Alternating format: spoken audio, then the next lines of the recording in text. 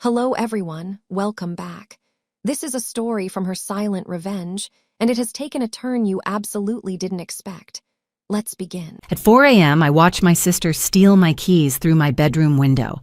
By sunrise, a brand new SUV was destroyed. My mother screamed, "Stop blaming your sister. You are so irresponsible." And her slap left blood on my lip. I said nothing. I didn't cry. I just smiled at the twisted metal wreckage because they had no idea what they had actually destroyed. My silence wasn't surrender. It was control. And once everything fell into place, everything changed. Thank you for staying here with me. If this opening resonates with you in any way, I appreciate you being part of this moment. Take a second to comment where you're watching from. I love seeing how far these stories travel. Also, please note some details in this story are shaped for storytelling and learning purposes, and any resemblance to real people or places is coincidental. The sound of metal screaming against wood tore through the silence of our Atlanta estate. It was not a simple fender bender. It sounded like the end of the world. My heart hammered against my ribs, but I did not turn on the light. I slid out of bed, my silk pajamas cool against the humid night air, and crept to the window. My bedroom on the second floor offered a perfect theater box view of the circular driveway. Below me, the massive ancient oak tree that had stood for a century now had a modern sculpture embedded in its trunk. Steam hissed from the crushed hood of a black SUV. The headlights were shattered, flickering like dying stars. I reached for my phone to dial 911, but my thumb hovered over the screen. The driver's side door groaned open. A man stumbled out. Even in the dim security lights, I recognized the blonde hair and the staggering gait. Tyler, my perfect brother-in-law, the man who looked down on me because I worked in finance, while he came from old money. He was clearly intoxicated. He swayed, grabbing the door frame for support, looking around wildly to see if anyone had witnessed his crime. Then I saw him do something that made my blood run cold. He did not check the damage. He scrambled to the passenger side and yanked the door open. He pulled my sister Madeline out. She looked limp, like a rag doll barely conscious. Instead of helping her, he dragged her body around the front of the mangled car, avoiding the glass, and shoved her into the driver's seat. He was framing his pregnant wife for his drunk driving. My grip tightened on the velvet curtain. A normal sister would have run downstairs screaming. A normal daughter would have rushed to save her family. But I was done being normal. I looked at my nightstand. Sitting right there next to my water glass was the key fob to my brand new Porsche Cayenne. A slow, cold smile spread across my face. In their haste and greed, they had grabbed the wrong set of keys from the foyer bowl. They thought they had taken my car for a joyride. Instead, they had taken the keys to the Ford Explorer my mother had just bought with her pension fund. The car she had canceled the collision insurance on yesterday to give Tyler cash for an investment. I watched Tyler stumble toward the front door, practicing his shocked face. I let the heavy curtain fall back into place, blocking out the scene. I did not call the police. I did not go downstairs. I simply climbed back into bed, pulled the duvet up to my chin, and closed my eyes. The show was just beginning, and I needed my rest. By 8 o'clock in the morning, the flashing blue lights of the police cruiser finally faded from our driveway, leaving behind a silence that felt heavy and suffocating. Officer Miller, a man who had attended my father's barbecues years ago, closed his notebook with a sympathetic nod. He bought the story completely. According to the official report, my sister Madeline had swerved to avoid a deer that darted out from the tree line.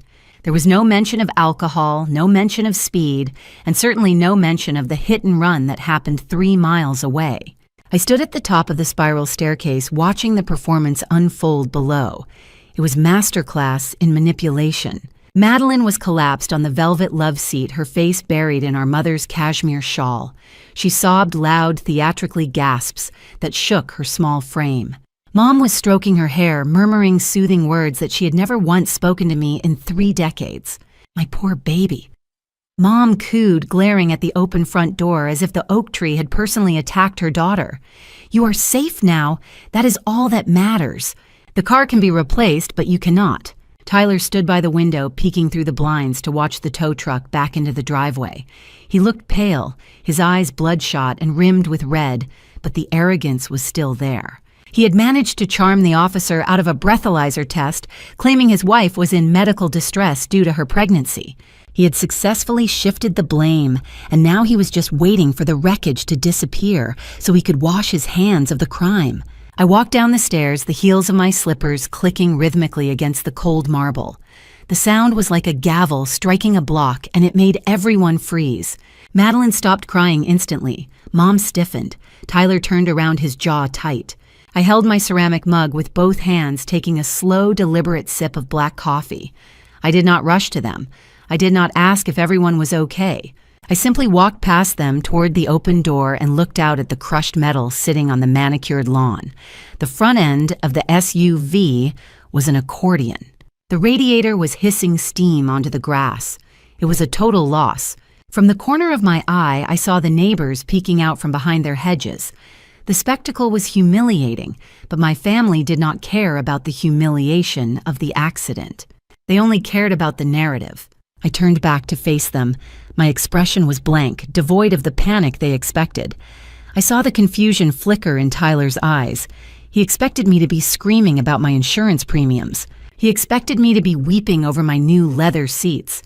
Instead, I just leaned against the doorframe and raised an eyebrow. The air in the foyer crackled with tension. They were waiting for me to explode so they could call me crazy. They wanted me to be the villain so they could justify what they had done. But I denied them that satisfaction. I just watched them watching me, and the silence stretched until it became unbearable. I opened my mouth to speak, to ask the simple question of why they were celebrating a felony in our foyer, but I never got the chance. My mother moved with a speed that defied her 60 years. I saw the flash of green first. It was the heavy jade ring on her right hand, an heirloom that had belonged to my grandmother, a woman who would have been disgusted by this display. Dorothy wore the ring like a crown, but she wielded it like a weapon. The impact cracked through the room like a gunshot. My head snapped to the side. The jagged stone cut my lip, and I tasted copper. The sting was sharp and hot, spreading across my cheek instantly. But the physical pain was nothing compared to the shock of her audacity. I did not stumble. I did not raise a hand to defend myself. I just stood there, letting the silence after the slap ring louder than her shout. "You are the oldest Natalie," she hissed, her voice trembling with a rage that felt rehearsed. "How could you be so irresponsible? How could you let your sister drive in that condition? You are supposed to protect her." I touched my bleeding lip, looking down at the woman who had birthed me. The accusation was so absurd, it was almost impressive. I had been asleep on the second floor. My keys had been on my nightstand. Madeline had stolen them, entered a garage she had no business being in, and destroyed a vehicle. Yet in Dorothy's twisted version of reality, this was my failure. In this house, Madeline was the protagonist, and I was the eternal antagonist, the obstacle, the failing safety net. You knew she was stressed about the baby. Dorothy continued poking a manicured finger hard into my chest. "You know how fragile she is right now, but you were probably too busy sleeping or dreaming about your bank accounts to check on your family. If she had been hurt, Natalie, if my grandchild had been hurt, it would be on your hands." Behind her on the sofa, Madeline let out a fresh, well-timed wail, burying her face deeper into the cushions. It was a perfect performance. She knew exactly when to cry to stoke our mother's fire. Dorothy spun around, gesturing to the weeping girl. "See what you have done!" Dorothy snapped, turning back to glare at me. "You are upsetting her again with your coldness. Look at you standing there like a statue. Do you even care? Do you have a heart in that chest, or is it just a calculator? Apologize to your sister now." I looked at the jade ring again. There was a smear of my blood on the green stone. It was a perfect metaphor for our relationship. She drew blood and demanded I apologize for staining her jewelry. I straightened my spine, feeling a cold calm settle over me. I looked my mother in the eye. I did not raise my voice. I did not cry. I simply said nothing. My silence was a mirror, and she hated what she saw in it. She raised her hand again, her eyes wide with the intent to strike me a second time to force the submission she felt she was owed. But before the hand could fall, a heavy grip settled on her shoulder, stopping her mid-swing. It was Tyler stepping out of the shadows to take control of the narrative, Tyler descended the staircase like a judge entering a courtroom. While the rest of us were in pajamas or robes, he was fully dressed in a navy blue bespoke suit, his silk tie perfectly knotted against a crisp white shirt. It was a chilling sight. It meant he had not gone back to sleep after the crash. He had spent the last 4 hours showering, scrubbing away the smell of gin, and preparing his defense. He stepped between me and my mother, physically blocking me from the sister he had just framed. "Enough," he said. His voice was calm, authoritative, and dripping with the unearned confidence of a mediocre man who has never faced a consequence in his life. He adjusted his cufflinks, looking down at me from the bottom step, using the elevation to his advantage. His blue eyes were cold, devoid of the panic I had seen in the driveway hours ago. "Let's not turn a tragedy into a tribunal, Natalie." He continued, smoothing his lapels. "Madeline is in a state of severe shock. As her husband and legal counsel, I am advising her not to speak until she is medically stabilized. You screaming at her is not helping. In fact, it could be construed as harassment given her delicate condition." I almost laughed. I had not said a single word since coming downstairs. I had been slapped and silenced, yet he was painting me as the aggressor. This was Tyler's superpower. He could twist reality until the victim apologized to the offender. He walked over to the side table and poured himself a glass of water, his hands steady. "The priority right now is mitigation," he lectured, turning his back to me to check his watch. "Call your insurance provider immediately. We need to get a claim number generated before the tow truck leaves. Tell them it was a single vehicle accident caused by a deer crossing. Do not mention the time delay. We do not want to give them any wiggle room to deny coverage." He turned back to face me, a smirk playing on his thin lips. "And Natalie, make sure you emphasize that Madeline had permission to use the vehicle. We do not want any confusion about liability. My wife needs rest, not a deposition. You work in finance, so surely you understand the logistics of asset protection. Just handle it."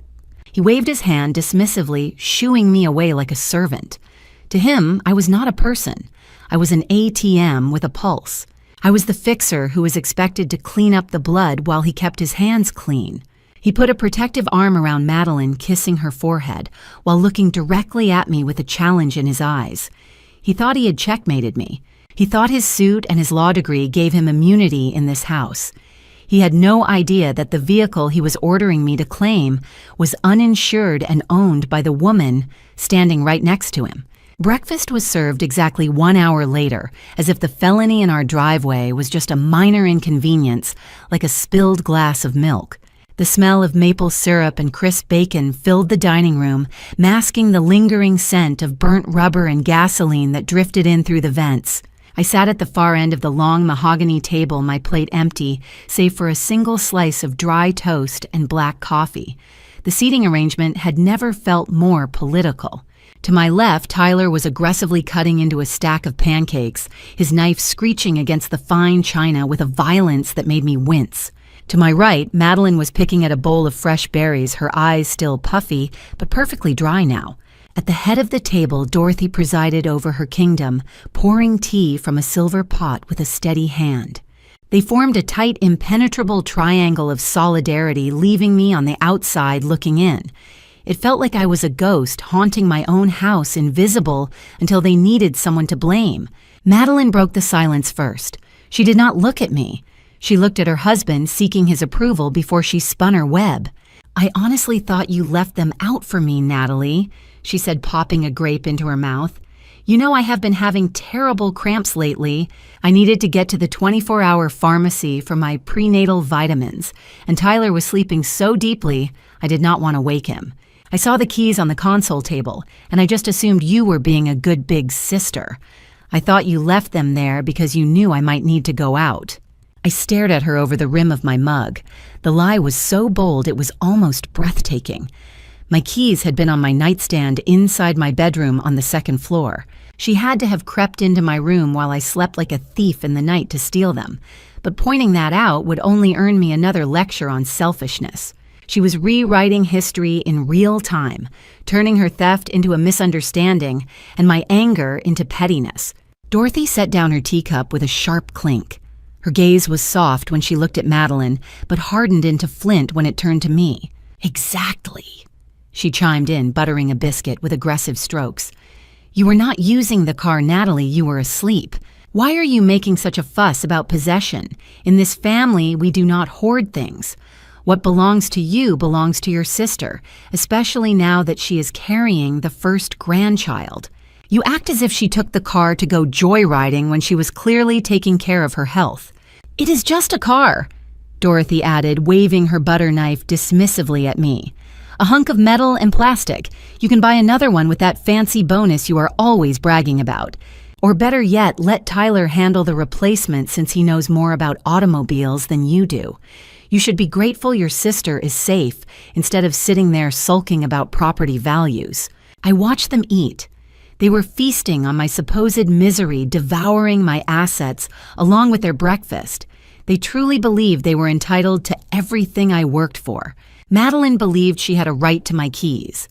Dorothy believed she had a right to my bank account. And Tyler believed he had a right to my silence. They were so busy justifying their theft that they missed the most important detail. They were fighting over who had the right to destroy my car without realizing they had actually destroyed their own financial safety net. I took a bite of my dry toast. It tasted like cardboard, but I swallowed it with a smile. Let them eat. They would need the energy for the eviction notice that was coming. A screen was thrust into my line of sight, blocking my view of the uneaten toast. Bright blue light illuminated a number that would make most people choke. $85,000. I blinked, looking from the digital estimate to Tyler's expectant face. He had calculated the cost of his crimes and decided I was the bank that would finance them. This is the estimate for a rush job at a private body shop I know in Buckhead, Tyler said, tapping the screen with his index finger. They specialize in discreet repairs for high-profile clients. No insurance paper trail, no police reports. We keep this entirely in the family, but they need a deposit immediately to accept the vehicle. He pulled a chair out and straddled it, sitting backwards to face me like a cool youth pastor trying to relate to a delinquent teen. His voice dropped to a conspiratorial whisper. Look, Natalie, we are in damage control mode. If the press finds out Madeline crashed a car while pregnant, the optics will be disastrous for her charity work and for my firm. We cannot afford a scandal right now. Dorothy chimed in from the head of the table, not even looking up from her tea. Oh, stop looking so pained, Natalie. We all know how much your bonus was last year. You bought that condo downtown without blinking. Consider this an investment in your niece's future. You've done well for yourself in that cutthroat finance world. It is time you shared some of that good fortune with the people who raised you. I looked at the number again. They were asking me to pay nearly $100,000 to fix a car they destroyed to cover up a drunk driving incident committed by my brother-in-law. The irony was so thick I could almost taste it. They thought they were extorting me for my mother's car repairs. They had no idea they were asking me to pay for the destruction of my own property. You want me to write a personal check? I asked, keeping my voice flat. Right now? Tyler nodded, producing a fountain pen from his breast pocket as if he had anticipated this exact moment. He slid my checkbook across the polished wood table. It is the only way to ensure silence, Natalie. Unless you want your sister to be dragged through the mud.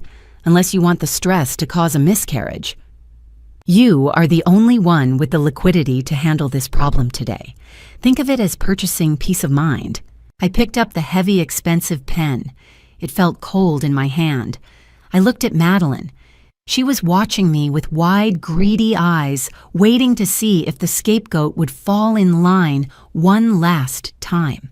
She did not look sorry. She looked entitled. I opened the checkbook. In my head, I was already calculating the interest I would charge them for this.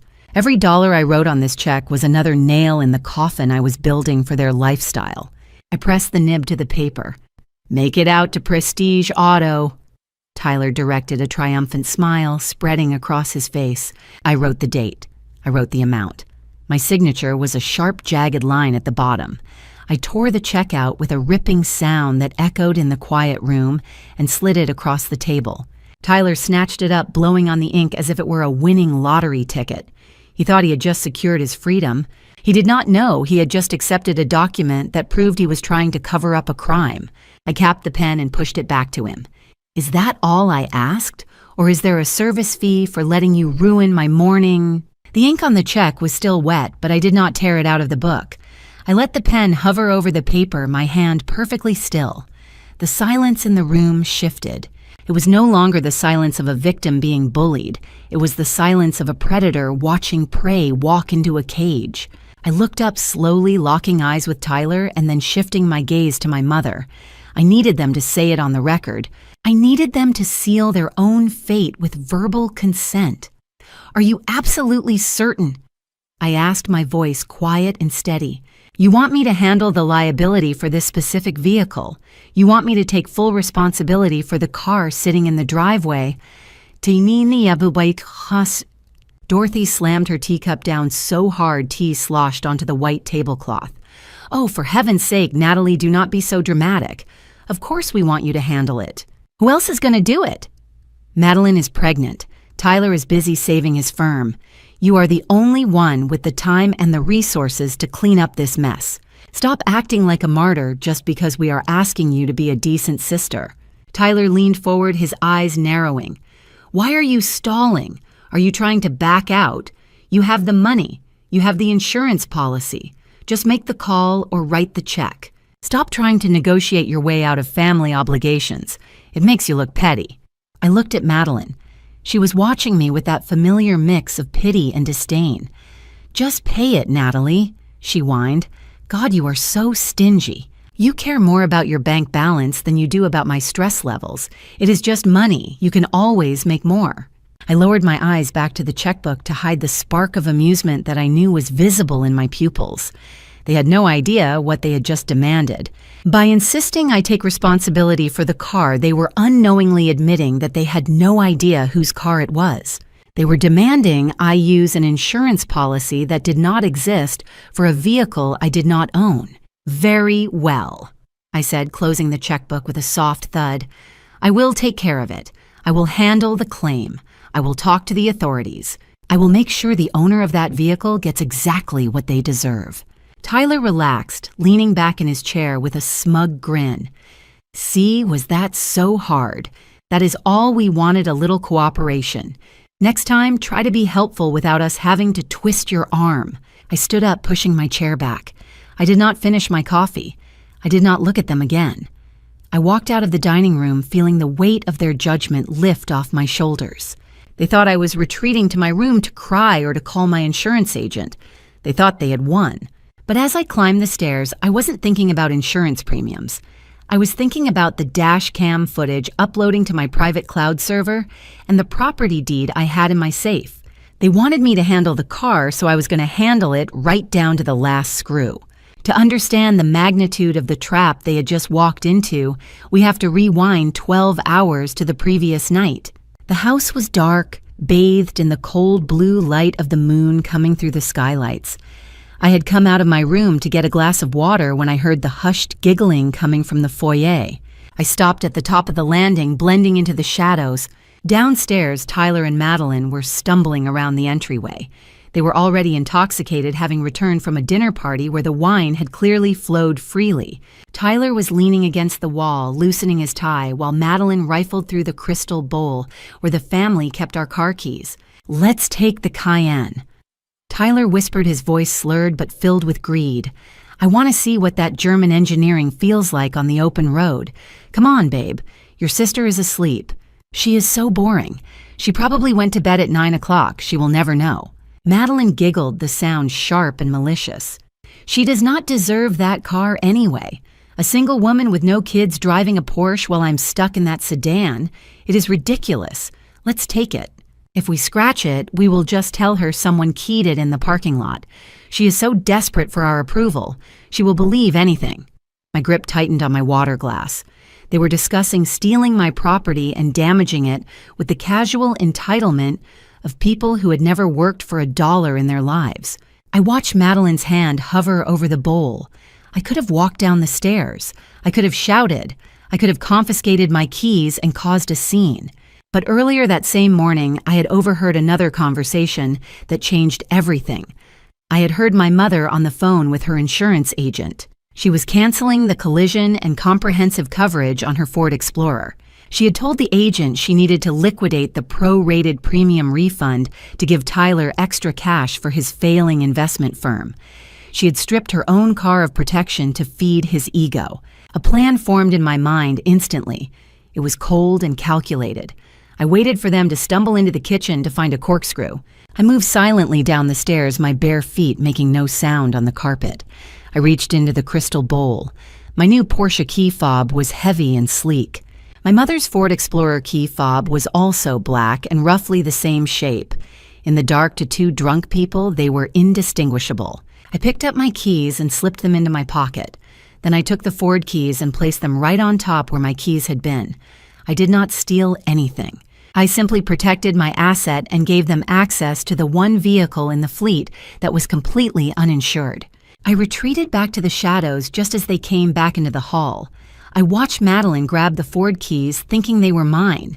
I watched them stumble out the door. I went back to bed and slept the sleep of the just knowing that whatever happened next was not my fault. It was karma. Dorothy found me in the hallway 10 minutes later. The anger that had fueled her earlier slap had evaporated, replaced by a cloying sweetness that was far more dangerous. She reached out and smoothed the collar of my blazer, her fingers lingering near the spot where her ring had cut my lip. This was her signature move.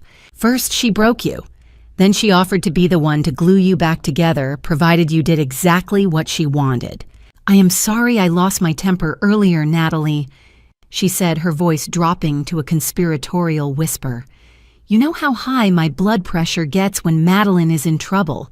I did not mean to hurt you, but you have to understand my position. Madeline is not like you. She is fragile. She breaks under pressure. You are always the strong one, the oak tree that shelters the sapling." I stood perfectly still, letting her rewrite history. I was not strong because I wanted to be. I was strong because she had forced me to carry the weight of this family since I was 16. She mistook my survival instinct for loyalty. "We need to make sure this accident disappears completely." Dorothy continued, pressing a cold kiss to my cheek. "If you take care of the financial side and keep the police away, I promise I will make it up to you. I am rewriting my will next month. I was thinking of giving the lake house to Tyler, but if you handle this for us, I will make sure your name is on the deed. You have always loved that property. Just be a good daughter this one last time, and I will ensure you get your fair share." I looked at her eyes. They were dry and calculating. There was no love there, only transaction. She was dangling a future inheritance like a carrot on a stick, a property I knew she had already mortgaged twice to pay for Madeline's wedding. She thought I was stupid. She thought I was desperate for her approval.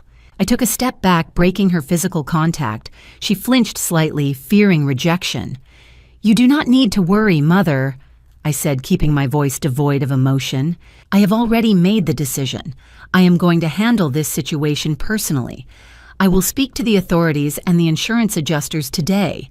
I will make sure that the person who owns that car gets exactly what is coming to them. And I will ensure that the driver faces the appropriate justice." Dorothy let out a sigh of relief, clutching her chest theatrically. "Oh, thank God. I knew I could count on you. You're a good girl, Natalie. I knew you would do the right thing for the family. Go on then. Go to work. Make the money to fix this mess. We will have a nice dinner tonight to celebrate your generosity." She turned and walked back toward the dining room, already forgetting my existence now that she thought I was useful again. She did not hear the ambiguity in my promise. She heard, "I will fix it."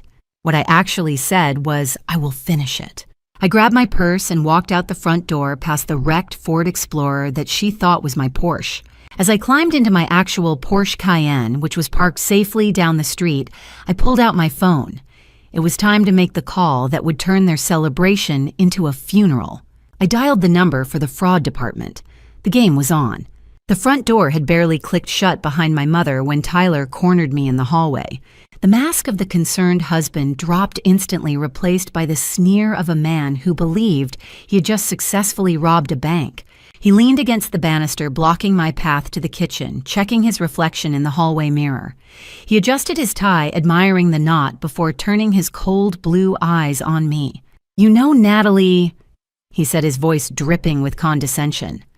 I almost feel sorry for you standing there with your checkbook and your empty life trying to buy your way into our good graces. It must be exhausting being the outsider in your own family. I did not respond. I simply stood my ground, clutching my purse, waiting for him to finish his victory lap. He took my silence as submission. He stepped closer, invading my personal space, smelling of expensive cologne and stale gin.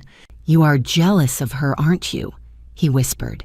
"You look at Madeline and you see everything you failed to achieve. She has the beauty. She has the charm. And most importantly, she has me a husband who adores her, a baby on the way. And what do you have? A career. A lonely condo downtown. You are almost 31, Natalie. In our circles, that is practically ancient. You are drying up while your little sister blooms. That is why you are paying for the car. Not because you are generous, but because you are desperate to be relevant." His words were meant to cut deep, to target the insecurities society tells women they should have.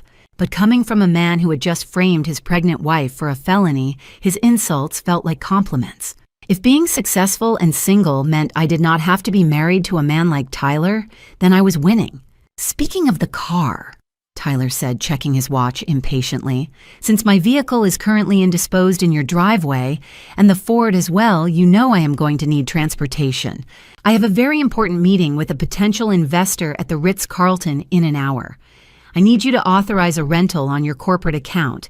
Get me something luxury, a Mercedes or a BMW. I cannot show up to a business meeting in an Uber. It sends the wrong message." I looked at him. He was wearing his lucky tie. He had reapplied his cologne, and his phone, which he was clutching tightly, buzzed with a message that made the corner of his mouth twitch. Investors did not meet at the Ritz on a Tuesday afternoon. Mistresses did. "Of course, Tyler," I said, keeping my face impassive. "I would hate for you to miss such a crucial opportunity. I will call my travel concierge and have a car sent over immediately." He smirked, tapping my shoulder with a patronizing pat. "Good girl, maybe if you keep this up, we will let you be the godmother. But do not get your hopes up. We would not want your bitterness to rub off on the baby." He walked away, whistling a tune, already mentally moved on to his afternoon tryst. I watched him go, pulling out my phone. I dialed the rental agency. I ordered the car he asked for, but I also added a specific request to the rental agreement. I authorized the vehicle to be equipped with a real-time GPS tracker for corporate liability purposes. If Tyler wanted to drive on my dime, I was going to see exactly where he was going, and I had a feeling his destination was going to be very useful in court. By 2 in the afternoon, the estate had transformed from a crime scene into a carnival. The wreckage of the Ford Explorer had been towed away by the discreet service Tyler had demanded I pay for, leaving only a patch of crushed grass and shattered glass near the oak tree as evidence. In its place, a DJ booth had been set up on the patio, and a catered buffet lined the poolside. I watched from the kitchen window as guests began to arrive. These were not family friends coming to offer support after a traumatic accident. These were influencers, social climbers, and the idle rich of Atlanta's social scene, coming to worship at the altar of Madeline. My mother had dismissed the catering staff early, claiming their hourly rate was exorbitant, so naturally the duty of serving the guests fell to me. I walked out into the humid afternoon air, balancing a heavy silver tray of iced lemon water. The bass from the speakers thumped in my chest, mocking the pounding headache that had not left me since sunrise. Madeline was lounging on a white daybed under a cabana, looking nothing like the fragile, traumatized victim she had portrayed at breakfast. She wore a sheer designer caftan over a white bikini, her hair perfectly styled and her face full of makeup. She held a glass of what looked like sparkling cider, but knowing my sister was likely expensive champagne disguised as a mocktail. She was holding court surrounded by 3 of her closest friends' women who looked like carbon copies of her, with their surgically enhanced features and disdainful expressions. I approached the cabana silently in my sandals, making no sound on the hot stone deck. They did not notice me. They were too engrossed in Madeline's storytelling. "It was insane, you guys," Madeline said, gesturing wildly with her glass. The airbag literally exploded in my face, but honestly, it was kind of a rush. And the best part is Natalie totally panicked. She felt so guilty about leaving her keys out that she literally begged me to let her handle it. Her friends gasped in performative shock, leaning in closer. "Wait," one of the women asked, adjusting her oversized sunglasses. "Your sister is paying for everything. Even the car." Madeline laughed, throwing her head back. "Of course she is. She bought that car specifically for me to use anyway. I told her I wanted to test drive something big for the baby, and she practically threw the keys at me. It is honestly pathetic how hard she tries to buy my affection. She is like my personal ATM. I crash it, she buys it. That is the arrangement." I froze. The tray in my hands felt like it weighed 1,000 pounds. She was not just lying about the accident. She was twisting my financial abuse into a story about her own power. She was turning me into a desperate, pathetic figure who paid for the privilege of being used. One of the friends spotted me. Then she nudged Madeline, who turned to look at me. There was no shame in her eyes, only annoyance that her servant was hovering too close. "Oh, look, speaking of the devil," Madeline said, her voice dripping with fake sweetness. "Natalie, be a doll and fetch us some more ice. This is melting," and try to smile. "You are bringing down the vibe with that funeral face." I set the tray down on the side table with a clatter that made them jump. I looked at the ice melting in the bucket. I looked at the car keys sitting next to Madeline's phone keys to a rental car I had paid for an hour ago. "Enjoy the party, Madeline," I said, my voice low and smooth. "Make sure you get plenty of rest. You have a big day ahead of you tomorrow." She rolled her eyes, dismissing me with a wave of her hand. "Whatever, just get the ice." I walked back toward the house. I did not get the ice. Instead, I went into the study and logged into the cloud server where the dash cam footage had finished processing. She wanted to tell stories about crash tests. I decided it was time to prepare a presentation of my own one that would crash her entire life. The drive from the suffocating atmosphere of my mother's estate to the gleaming glass fortress of downtown Atlanta took exactly 40 minutes. In that time, I shed the skin of the downtrodden daughter and stepped into my true self. The valet at the Apex Tower opened my door before the engine even cut off, greeting me with a respectful nod that was a stark contrast to the way my family looked at me. Here I was not the spare part. I was the engine. I took the private elevator to the 45th floor. As the door slid open, the hum of a billion-dollar private equity firm greeted me. Heads turned as I walked down the corridor. Conversations stopped, postures straightened. This was the world I had built from nothing. A world my family knew nothing about because they never bothered to ask what I actually did for a living. To them, I was just a girl who worked with numbers. To the financial world, I was the managing partner of Sterling Capital, the woman who decided which companies lived and which ones died. My executive assistant, Marcus, was waiting at my desk with a tablet in hand. He was a sharp young man with impeccable taste and discretion, the only person in the world who knew the full extent of my family's situation. "Good afternoon, Ms. Banks," Marcus said, falling into step beside me. "I have the updated dossier on the distressed asset acquisition you requested. The financials are worse than we thought." I walked into my corner office. The view of the city was breathtaking. From here I could see everything, including the Ritz-Carlton, where Tyler was currently cheating on my sister. I sat down in my leather chair, the seat of power that felt more like home than my actual bedroom. "Show me," I said. Marcus placed the tablet on the mahogany desk. The screen displayed the financial autopsy of a company called Vantage Point Ventures. It was Tyler's firm, the firm he claimed was booming, the firm he used to justify his arrogance.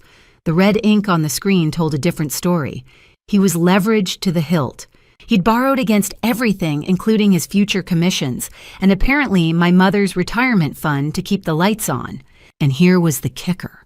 His primary creditor, the entity that held the lien on his business, his office space, and even the lease on his flashy Mercedes, was a shell company owned entirely by Sterling Capital.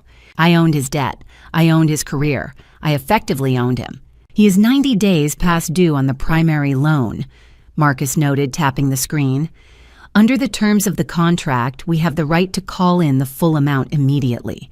If he cannot pay, we can seize his personal assets. Shall I have legal draft the foreclosure notice?" I looked at the numbers. I thought about Tyler standing in my hallway calling me jealous. I thought about him forcing me to pay for the car he crashed. He was strutting around like a king while standing on a trap door that I controlled. "Not yet, Marcus." I said, leaning back and spinning a heavy silver pen between my fingers. Do not trigger the default clause today. Let him think he has gotten away with it. Let him enjoy his party and his mistress. I want him to feel completely safe. I looked out the window at the skyline. When we pull the rug out, I want him to be standing tall so the fall breaks him completely. Wait for my signal. We will execute the asset seizure tomorrow night. Marcus nodded, a small, knowing smile playing on his lips. Understood. I will keep the sharks at bay for 24 more hours. I turned the tablet over, face down. I had work to do. My family thought I was their servant. They were about to learn that I was their landlord, their banker, and their executioner. That evening, the dining room was filled with the perfume of my Aunt Sarah and the booming laughter of Uncle Robert. My mother had summoned the extended family for what she called a celebration of life, but what was actually a tribunal to assassinate my character. The table was set with the fine china I had bought for her last Christmas, though nobody mentioned that. I sat at the far end next to a cousin who was busy texting, ignoring the glares my mother shot in my direction. Dorothy waited until the pot roast was served to begin her performance. She tapped her glass with a spoon, silencing the room. I want to propose a toast, she said, her voice trembling with manufactured emotion. To my daughter Madeline and her husband Tyler. We almost lost them today. It was a terrifying ordeal, but God was watching over this family. A chorus of amen and hallelujah rippled through the room. Aunt Sarah clutched her pearls, looking at Madeline with wide, watery eyes. What exactly happened, Dorothy? You said on the phone it was a mechanical failure. Dorothy sighed, casting a disappointed look at me. Well, we are still waiting for the official report, but the truth is it was a preventable tragedy. You know how Natalie is. She is always so scattered. She leaves her things lying around without a care in the world. Last night, she left her car keys right on the foyer table, instead of in the secure box where they belong. Madeline chimed in on cue, rubbing her small baby bump. I woke up in such pain. I was so scared for the baby. I saw the keys and I just grabbed them to get to the pharmacy. I did not know Natalie had neglected to service the brakes. I stepped on the pedal and nothing happened. I could have died. My baby could have died because my sister cannot be bothered to clean up after herself or maintain her vehicle. The room turned to look at me. The judgment was palpable. Uncle Robert shook his head, slicing his meat aggressively. Natalie, you need to be more responsible. You are a grown woman. You cannot leave dangerous things lying around where a pregnant woman might trip over them or use them in an emergency. I gripped my fork until my knuckles turned white. The lie was so layered it was almost impressive. First, I was careless for leaving keys out. Second, I was negligent for having bad brakes on a brand new car. They were rewriting reality to make Madeline the victim of my imaginary incompetence. It must be hard for you, Aunt Sarah added, her voice dripping with condescending pity. Being single at your age while your younger sister is building a family. But you cannot let your jealousy manifest as carelessness. You have to think about the safety of this child. I took a slow sip of wine. They were baiting me. They wanted me to scream that Tyler was drunk. They wanted me to shout that Madeline was a thief. If I did that, I would look like the hysterical, jealous sister they painted me to be. I am very sorry, everyone, I said, my voice calm and deadly smooth. I will make sure to be much more careful with my possessions in the future, especially my assets. Dorothy beamed, thinking I had submitted. That is all we ask Natalie. Just grow up and take some responsibility. I smiled back at her. I was taking responsibility. I was taking the responsibility of destroying them as they ate and laughed, blaming me for their crimes. I was mentally drafting the eviction notices. Let them enjoy the pot roast. It was the last free meal they would ever get from me. I excused myself from the table, leaving my half-eaten dinner behind. I needed air. I needed sanity. I stepped out onto the back patio where the humidity of the Georgia night clung to my skin like a damp sheet. My phone buzzed in my hand, lighting up the darkness. It was a picture of my father smiling on a golf course in Florida. He had moved 3 states away 5 years ago, finally escaping Dorothy's suffocating control, but leaving me behind to deal with the fallout. I answered, hoping against hope that he would be the voice of reason. I wanted him to tell me I was right. I wanted him to be outraged that his ex-wife and her favorite child were framing me for a felony. "Hey, Dad," I said, my voice cracking slightly. "I am so glad you called. You are not going to believe what is happening here." I heard him sigh, a long, heavy sound that I recognized instantly. It was the sound of a man who had spent 30 years avoiding conflict at all costs. "I already spoke to your mother, Natalie," he said, his voice weary. "She told me about the accident. She said you were refusing to help Madeline." I gripped the phone tighter. "Help her," I repeated, my voice rising. "Dad, she stole my keys. Tyler crashed the car while drunk. They are trying to make me pay for it. They are lying to everyone." "Natalie, lower your voice," my father soothed. "You know how your mother gets when she is stressed and Madeline is pregnant. We have to think about the big picture here. Is it really worth fighting over a car? You have done so well for yourself. You have the money. Why not just make this problem go away for the sake of the family?" I felt a cold pit open in my stomach. I had always thought of my father as the victim. I thought he left because he couldn't survive Dorothy. But in that moment, I realized he was not a victim. He was an enabler. He was a coward who would rather sacrifice his daughter's dignity than have an uncomfortable conversation with his ex-wife. "They committed a crime, Dad," I whispered. "I know, baby girl. I know," he said, dismissing the felony like it was a parking ticket. "But you are the strong one. You have always been the strong one.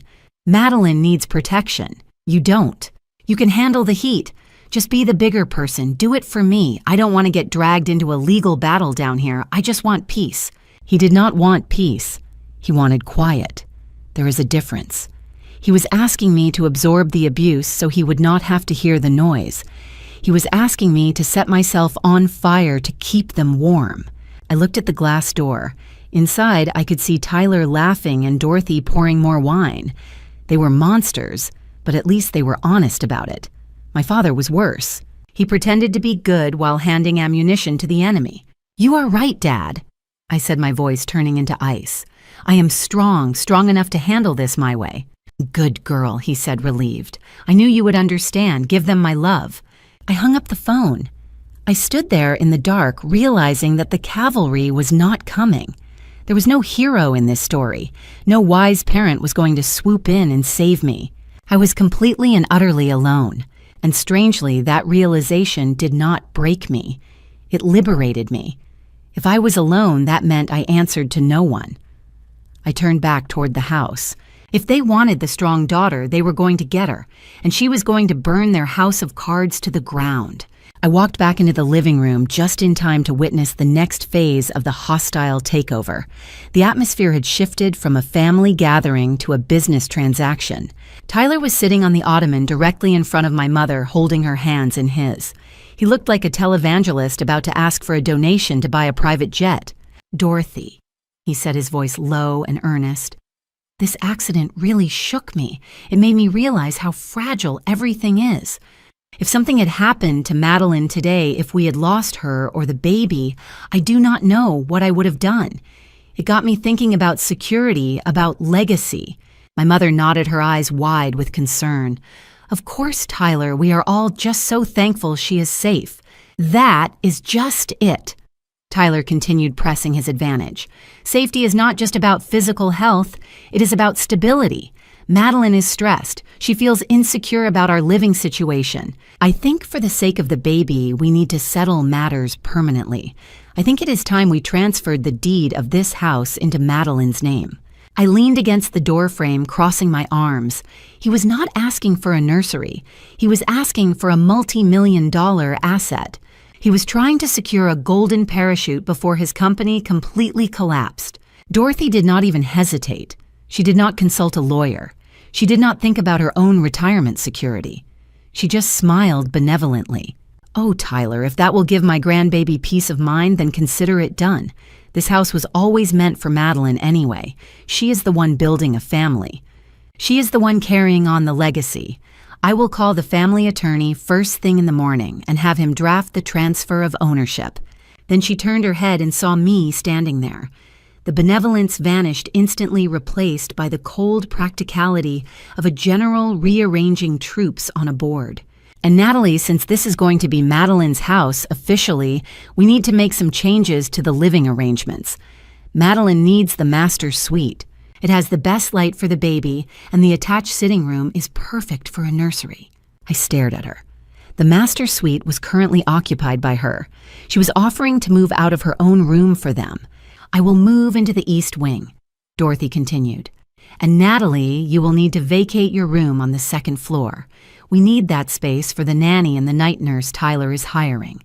You can move your things into the guest room downstairs off the kitchen. It is smaller, but since you are always at the office, you hardly need the space anyway. Tyler turned to look at me, a smirk playing on his lips. He had not only secured the house, but he had successfully demoted me to the servants' quarters in one fell swoop.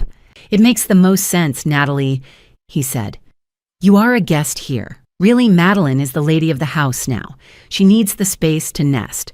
You understand, right? I looked at the two of them plotting the distribution of an asset that neither of them legally owned anymore. They were moving chess pieces on a board that I had already set on fire. I had bought the mortgage on this house 2 years ago through a blind trust when my parents were drowning in debt. Technically, I was the landlord. Dorothy was a tenant, and Tyler was a trespasser. Of course, I said, my voice devoid of emotion. I understand perfectly. I will start packing my things tonight. I want Madeline to have everything she deserves. Dorothy clapped her hands together, delighted by my submission. Wonderful. I am so glad you are finally being cooperative.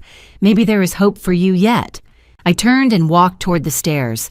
I would pack my things all right, but I would not be moving them to the guest room. I would be moving them into my car because once I dropped the bomb, I was planning for tomorrow night nobody would be living in this house. I spent the next hour dismantling my life, packing my clothes into cardboard boxes, while the sounds of celebration continued downstairs. My room, the sanctuary I had paid to renovate with my first bonus, was being stripped bare. I was folding a silk blouse when the door pushed open without a knock.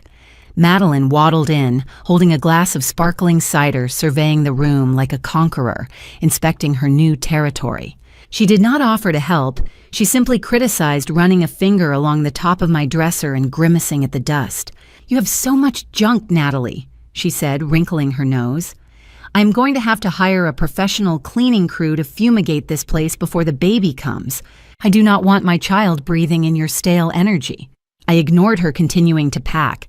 I just wanted to be done. I just wanted to get out before I said something that would ruin my plan for tomorrow. But Madeline was not satisfied with my silence. She wanted a reaction. She walked over to my nightstand where the only object I had not yet packed was sitting. It was a silver-framed photograph of Grandma Rose. It was taken the summer before she died. The only summer I ever felt truly loved in this family. In the photo, Grandma was holding my hand, ignoring Madeline and Dorothy in the background. It was my most prized possession, the one physical reminder that I had once mattered to someone. Madeline picked it up, holding it by the corner as if it were contaminated. God, I hate this picture, she sneered. Grandma looks so haggard here. And look at you. You are such an awkward teenager. Why do you keep this? It is depressing. Put it down, Madeline, I said, my voice low and dangerous. She looked at me, a wicked glint appearing in her eyes. She saw that she had finally found a nerve. She held the frame out at arm's length over the hardwood floor.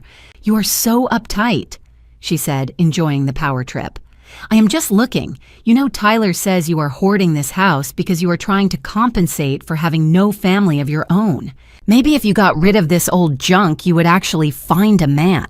She opened her fingers. Gravity took over. The heavy silver frame hit the floor with a sickening crunch. The glass exploded, sending shards skittering across the wood. The metal bent on impact. The photo of Grandma Rose lay exposed and vulnerable among the jagged debris. I froze. The air left my lungs. Madeline covered her mouth with a feigned gasp, but her eyes were dancing with malicious delight. Oops, she said, her voice devoid of any real apology. My hands are just so swollen from the pregnancy. I'm so clumsy lately. Oh, well, it was just an old picture anyway. You can probably print another one from the cloud. She stepped over the wreckage, kicking a piece of glass under the bed with her foot. Clean that up before you leave, Natalie. I do not want glass in the nursery." She turned and walked out, humming a tune, leaving me alone with the ruins of my heart. I knelt down, picking up the photo, shaking the glass off Grandma's smile. A shard cut my finger, and a drop of bright red blood fell onto the black and white image. I looked at it, and I felt something inside me snap. It was not a break. It was a release. The last tether of loyalty, the last shred of hesitation was gone. They had taken my money. They had taken my house. Now they had desecrated my memory. I wiped the blood from the photo and stood up. The packing was done. It was time for war. I locked the door to my room for the last time. The broken glass was swept into a pile in the corner, a sparkling monument to my sister's cruelty, but I did not look at it. I sat at my desk and opened my laptop. The screen glowed blue in the dark room, illuminating my face like war paint. It was time to assemble the arsenal. I dialed Harrison, my personal attorney. It was almost midnight, but he answered on the first ring. He knew that when I called at this hour, it wasn't to chat about the weather. It was to bury someone. "I need the papers, Harrison," I said, my voice steady. The foreclosure notice for the estate, the call option on Vantage Point Ventures, and the draft of the eviction notice. "Have them couriered to me at the gala tomorrow night. I want them in a red folder." Harrison hesitated for a fraction of a second. "Are you sure, Natalie? Once we execute these, there is no going back. You will be effectively rendering your mother homeless and bankrupting your brother-in-law. It is the nuclear option." I looked at the empty space on my nightstand where Grandma Rose's picture used to be. "I am sure. Prepare the documents." I hung up and opened my secure cloud server. The upload from the rental car GPS was already active, showing Tyler's vehicle parked at a motel on the outskirts of the city, not the Ritz-Carlton. I took a screenshot. That was the appetizer. Now for the main course. I clicked on the file named Dashboard Camera Front and Interior. My heart rate sped up as the video buffered. The footage was crystal clear. I watched Tyler stumble into the driver's seat of my mother's Ford. I heard the slur in his voice. I heard Madeline laughing, urging him to drive faster. Then came the impact. The camera shook violently. The audio captured the sickening crunch of metal on wood. But it was what happened after the crash that was the true weapon. "Oh my God!" Madeline screamed. "We are screwed. We are so screwed. Natalie is going to kill us." "No, she won't," Tyler mumbled on the recording, his words thick with gin. "We will just say you were driving. You are pregnant. No cop is going to breathalyze a pregnant woman. We will blame it on a deer, and we will make Natalie pay for it. She is desperate for us to like her. She will pay." I paused the video. There it was.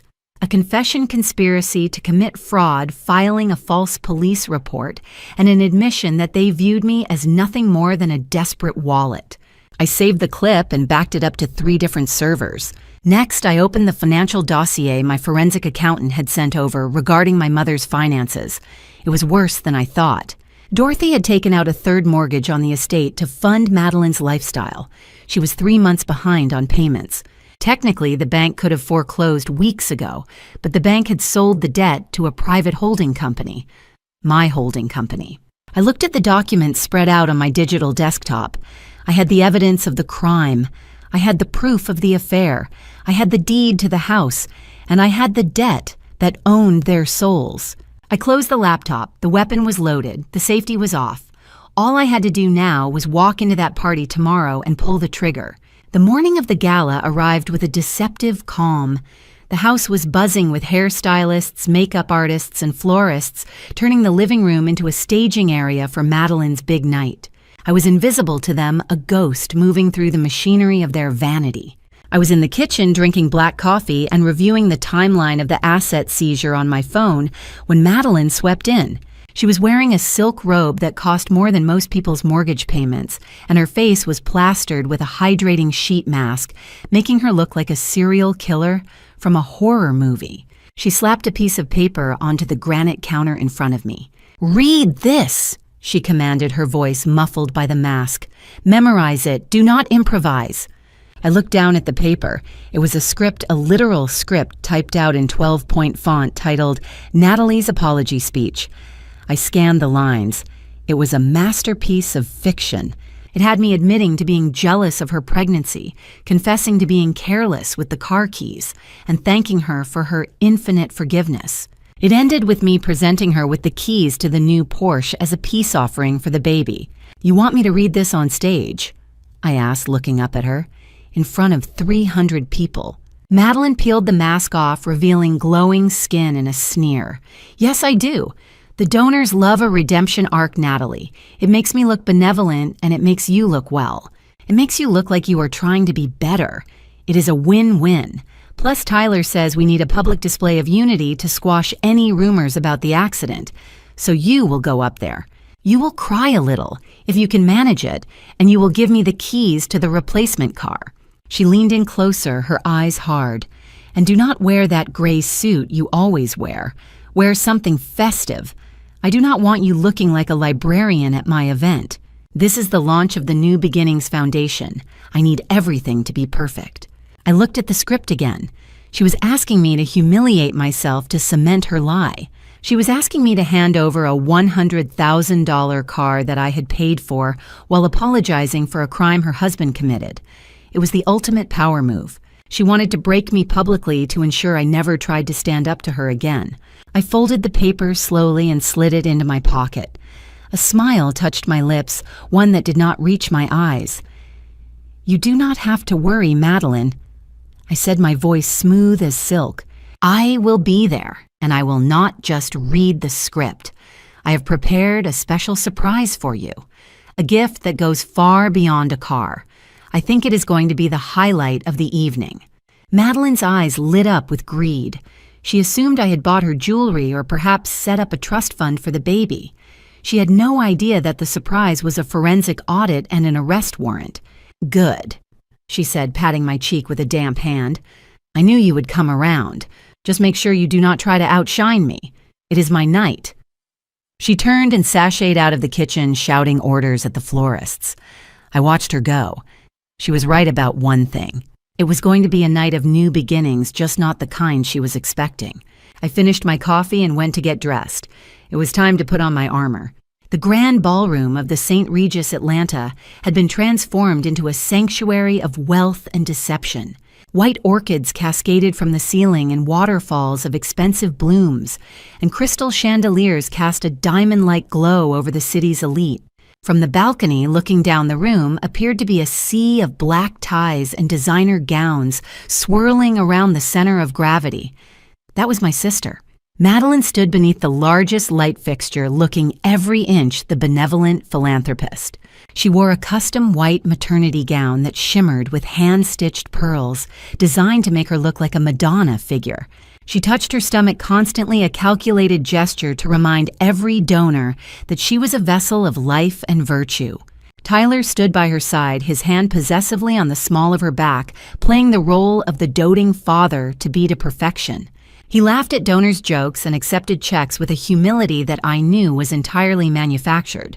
He looked relaxed, confident, and completely unaware that the ground beneath his Italian loafers was about to crumble. They looked perfect. They looked untouchable. They looked like they had gotten away with it. I watched them for a moment from the entryway, my heart beating a slow, steady rhythm against my ribs. Usually I would have slipped in through a side door wearing a sensible gray suit, blending into the wallpaper like the good little accountant everyone expected me to be. I was the background noise to their symphony. But tonight was not a night for blending in. Tonight was a night for burning it down. I signaled the doorman and he threw open the double mahogany doors. I stepped through the main archway. I was not wearing gray. I was wearing a floor-length gown of liquid midnight blue silk that clung to my body like a second skin. It was backless daring and cost more than the car Tyler had crashed. I had paired it with diamond drop earrings that caught the light with every movement, and my hair, usually pulled back in a severe bun, was loose and cascading down my shoulders. The conversation near the door died instantly. Heads turned. Whispers rippled through the crowd like a wave spreading outward from my location. "Who is that? Is that the sister? Is that Natalie?" I saw the confusion on their faces. They were used to seeing me as the shadow to Madeline's light. They had never seen me shine. I walked into the room with my head high, moving with a predatory grace that I had kept hidden for years. The crowd parted for me instinctively. I saw Tyler spot me across the room. His smile faltered. His glass stopped halfway to his mouth. His eyes widened not with lust, but with a flicker of primal fear. He recognized the look on my face. It was not the look of his sister coming to apologize. It was the look of an executioner coming to work. Madeline saw me next. Her eyes narrowed, and she stiffened her fingers, digging into Tyler's arm. She expected a sheep. Instead, a wolf had just walked into her pen. She tried to recover quickly, pasting a fake smile on her face and waving me over, but the tension in her jaw was visible even from a distance. I did not rush to them. I stopped at a passing waiter, taking a glass of champagne with a polite nod, letting them stew in their anxiety. Let them wonder why the librarian was dressed like a warrior queen. The show was about to start, and I was already stealing the spotlight. The lights dimmed, focusing a single spotlight on Madeline. She looked like an angel descending from heaven if angels were pathological liars wrapped in custom silk. She adjusted the microphone stand, her hand trembling just enough to be visible to the back row. A hush fell over the room, the kind of reverent silence usually reserved for church services or funerals. "Thank you all for coming," she began, her voice thick with unshed tears. Tonight was supposed to be just about the foundation, about giving back to the community. But as many of you know, my family faced a terrible trial yesterday, a trial that almost took everything from me. She paused, placing a protective hand over her stomach. The audience leaned in, captivated by her fragility. I was driving my sister's car. She continued, a single tear finally escaping and tracking down her cheek. I thought I was safe. I thought I was protected. But I did not know that the vehicle had not been serviced in years. I did not know the brakes were faulty. When I saw that deer and pressed the pedal, nothing happened. A collective gasp rippled through the room. I stood near the bar, sipping my champagne, watching her masterclass in manipulation. She was not just lying, she was building a cathedral of deceit. She was taking the very real crime her husband committed and painting it as a mechanical failure caused by my imaginary negligence. I could be angry, she said, looking directly at me across the darkened room. I could blame my sister Natalie for her carelessness, for leaving those keys out, for not maintaining her property. God knows I wanted to scream when the metal crunched and the airbags deployed. But then I looked at my husband Tyler, who pulled me from the wreckage, and I realized something. Tyler wiped a fake tear from his eye, nodding solemnly at her side, playing the part of the hero perfectly. I realized that anger is a poison. She preached, her voice gaining strength. Natalie did not mean to put me in danger. She just struggles. She struggles with responsibility. She struggles to find her place in this world. And I cannot hold that against her, because that is what family does. We forgive the broken ones. We carry the weak ones. So tonight, instead of pressing charges or casting blame, I am choosing grace. I am choosing to forgive my sister for almost taking my life. The applause started slowly, then built into a thunderous roar. People were wiping their eyes. Women were clutching their chests. They looked at Madeline with adoration, and then turned to look at me with a mixture of pity and judgment. To them, I was the broken sister, the one who had been graciously absolved by the saint on stage. They saw her mercy. They did not see the dagger hidden behind her back. Madeline basked in the adulation, soaking up the applause like sunlight. She motioned for silence, a benevolent smile playing on her lips. And now I would like to invite Natalie up here. She has something she wants to say, a peace offering. Come up here, Natalie. Let us show everyone that love is stronger than mistakes. The spotlight swung across the room, blinding me for a second before settling on my face. The crowd parted, creating a walkway to the stage. It was a walk of shame designed to end in my total submission. I handed my empty glass to a waiter. I smoothed the silk of my dress. I did not look down. I did not look ashamed. I walked toward the stage with the rhythmic click of my heels echoing in the silence. I was coming up there all right, but I was not bringing an apology. I was bringing the truth. The wooden steps of the stage felt miles high as I ascended them with every click of my heels against the polished riser. The hum of conversation in the room died down until the only sound was the air conditioning system and the beating of my own heart. I reached the center of the stage where Madeline was waiting. She looked at me with the benevolence of a queen granting an audience to a peasant. She handed me the heavy wireless microphone, her fingers brushing against mine. Her skin was cold and clammy despite the heat of the spotlights. "Do not embarrass me," she hissed under her breath, her lips barely moving behind her frozen smile. "Just read the paper and get off." I took the microphone. It felt heavy in my hand like a gavel. I turned to face the room. The glare of the spotlight was blinding, creating a wall of white light that separated me from the audience. I had to squint to see the faces in the darkness. In the front row, directly in my line of sight, sat my mother. Dorothy was leaning forward in her chair, her hands gripping her clutch so tightly her knuckles were white. She caught my eye and tapped her temple, a silent command to remember the lines. Then she made a small, subtle motion with her hand, mimicking the turning of a page. "Stick to the script." Next to her, Tyler was leaning back with his arm draped over the empty chair beside him. He looked relaxed, almost bored. He took a sip of his drink, watching me with a smug expression that said he had already won. He thought I was up here to save him. He thought I was about to publicly confess to his crime to protect his reputation and his bank account. I reached into the pocket of my silk dress. I felt the sharp corner of the folded paper Madeline had given me that morning. The apology, the confession, the lie that would cement my role as the family failure forever. I wrapped my fingers around it. The room held its breath. I could feel their pity washing over me in waves. They were waiting for the stuttering, the tears, the cracking voice of the broken sister. They were waiting for me to play my part in Madeline's tragedy. I pulled my hand out of my pocket, but I did not pull out the paper. My hand was empty. I placed both hands on the microphone stand, steadying myself. I looked down at Madeline, who was standing just a few feet away, beaming at the audience. She did not notice that my hands were empty yet. She was too busy posing for the photographers. "Good evening, everyone," I said. My voice boomed through the speakers, clear and steady. There was no tremor, no hesitation. It was the voice I used in boardrooms when I was acquiring companies. It was the voice of authority. Tyler frowned slightly, sitting up a little straighter. He heard the tone. It was not the tone of a woman about to apologize. "My sister has told you a very moving story tonight." I continued looking directly at Dorothy, whose eyes had widened in alarm. "She told you about an accident. She told you about fear, and she told you about forgiveness. She stood up here and spoke about the importance of family and how we must protect each other no matter the cost." I paused, letting the silence stretch. I saw Madeline's smile falter. She turned her head slightly, trying to make eye contact with me, her eyes darting with confusion. This was not in the script. "But there is one detail my sister left out of her story," I said, leaning closer to the mic. "A detail that changes everything. You see, forgiveness is easy when you are the one asking for it. But justice is much harder to swallow."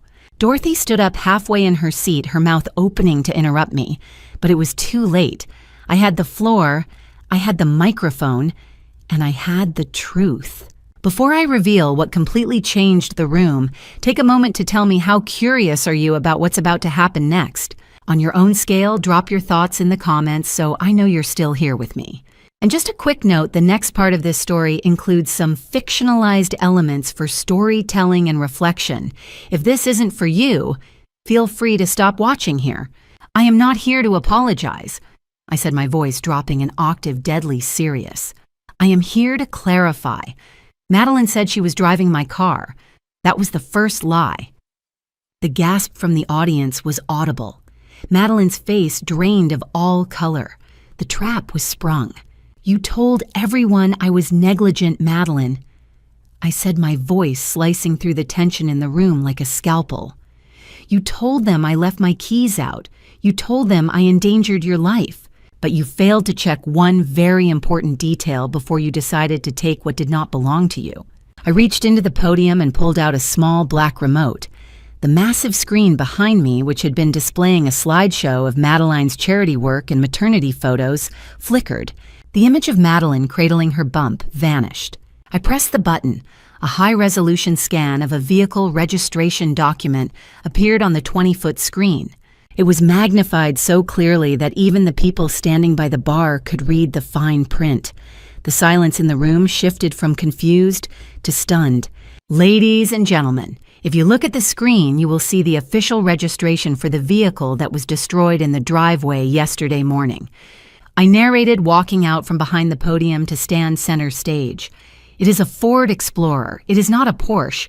And if you look at the line marked registered owner, you will see that it does not say Natalie Banks. I turned to look directly at the front table. It says Dorothy Banks. I watched the realization hit my mother like a physical blow. Dorothy froze. The glass of wine she had been holding slipped from her fingers and shattered on the floor, spilling red liquid across the white tablecloth like a fresh wound. She did not even notice. Her eyes were locked on the screen, staring at her own name. Her mouth opened and closed, but no sound came out. She was doing the math in her head. She knew exactly what this meant. She had not just sat by and watched Madeline destroy my property. She had cheered while Madeline destroyed her own. "I swapped the keys, Mom," I said, speaking directly to her, ignoring the 300 other people in the room. I knew they were going to take the car. I heard them planning it. "So, I switched my key fob with yours. I wanted to see what you would do. I wanted to see if you would defend me when you thought I was the victim, but you didn't. You slapped me. You blamed me. You forced me to pay for the damages." Tyler jumped to his feet, his chair scraping loudly against the floor. He looked from the screen to me, his face twisting into a mask of panic. He realized instantly that the financial safety net he thought he had was gone. "That is impossible." He stammered, his voice loud in the quiet room. "We drove the Porsche. I felt the engine. I know what I drove." I looked at him with pity. "You drove what you wanted to drive, Tyler. You were too drunk to know the difference between a luxury SUV and a Ford. And because you were so arrogant, you never bothered to check. You just assumed you were entitled to my things." The crowd began to murmur. The narrative was crumbling. The victim was becoming the thief. "So, Madeline," I continued, turning back to my sister, who was shaking her head in denial, "you did not almost die because of my negligence. You crashed our mother's car because you stole keys that you thought were mine. You destroyed her asset, not mine. And Mom, I hope you enjoyed that applause earlier, because that wrecked car sitting in the impound lot is entirely your problem now. But wait, it gets worse." I watched the color drain from my mother's face as the realization hit her. She was not just the owner of a wrecked car. She was the owner of a financial disaster.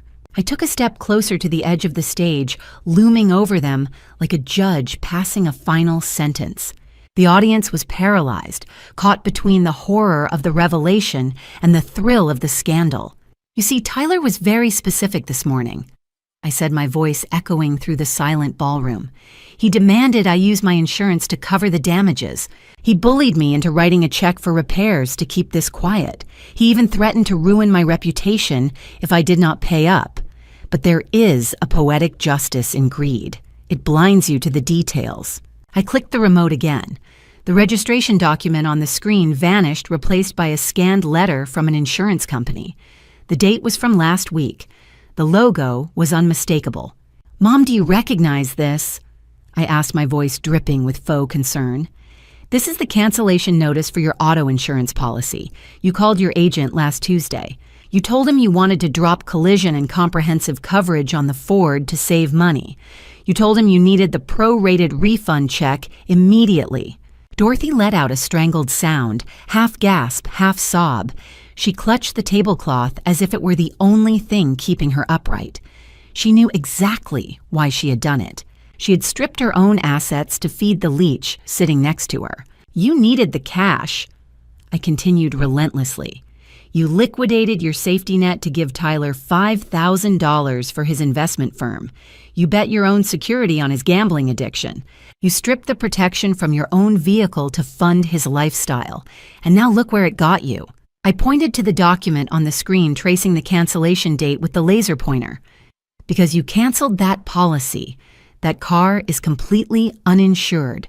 There is no coverage for the damage. There is no coverage for the tow truck. And there is certainly no coverage for the $85,000 repair estimate Tyler handed me this morning." The room erupted in whispers. I could hear the word uninsured rippling through the crowd like a contagion. In their world, being uninsured was a sin worse than adultery. It meant you were insolvent. It meant you were irresponsible. It meant you were broke. So that bill, Mom, I said, staring her down, that is not my debt. That is yours. You destroyed your own car to fund a man who then crashed it. You are liable for every single penny. And as for the check I wrote you this morning to keep the peace. I reached into my clutch and pulled out my phone. I tapped the screen 3 times, showing the banking app to the camera, projecting it onto the massive screen behind me for everyone to see. The words payment stopped glowed in bright red letters. I canceled it before the ink was even dry. You are on your own, Dorothy. You wanted to be the matriarch. You wanted to enable them. Now you can pay the price for it. $85,000. I hope you have it in liquid assets because from what I have seen of your accounts, you are going to have to sell a lot more than just a car to cover this. Tyler moved first. The survival instinct of a cornered rat finally kicked in, overcoming his shock. He shoved his chair back with enough force to knock it over, sending it crashing to the floor. His face was a mask of purple rage veins bulging in his neck as he scrambled toward the stairs. He was not coming to debate. He was coming to silence me physically if necessary. "Turn it off," he screamed, his voice cracking with desperation. "Cut the mic. Someone get her off the stage. She is lying. She is mentally unstable." Security guards hesitated, looking between the well-dressed man screaming like a lunatic and the composed woman standing at the podium. I did not flinch. I did not step back. I simply watched him run, knowing he would never reach me in time. I had one button left to push. "You wanted the truth about the accident," I said, my voice booming over his screams. "You wanted to know who almost killed an unborn child. Let us go to the tape." I hit the play button on the remote. The massive screen behind me went black for a split second before exploding into high-definition color. The footage was from the interior dashcam of the Ford Explorer, time-stamped exactly 30 hours ago. The angle was wide, capturing both the driver and the passenger seats perfectly. The entire ballroom gasped in unison. There was no deer. There was no mechanical failure.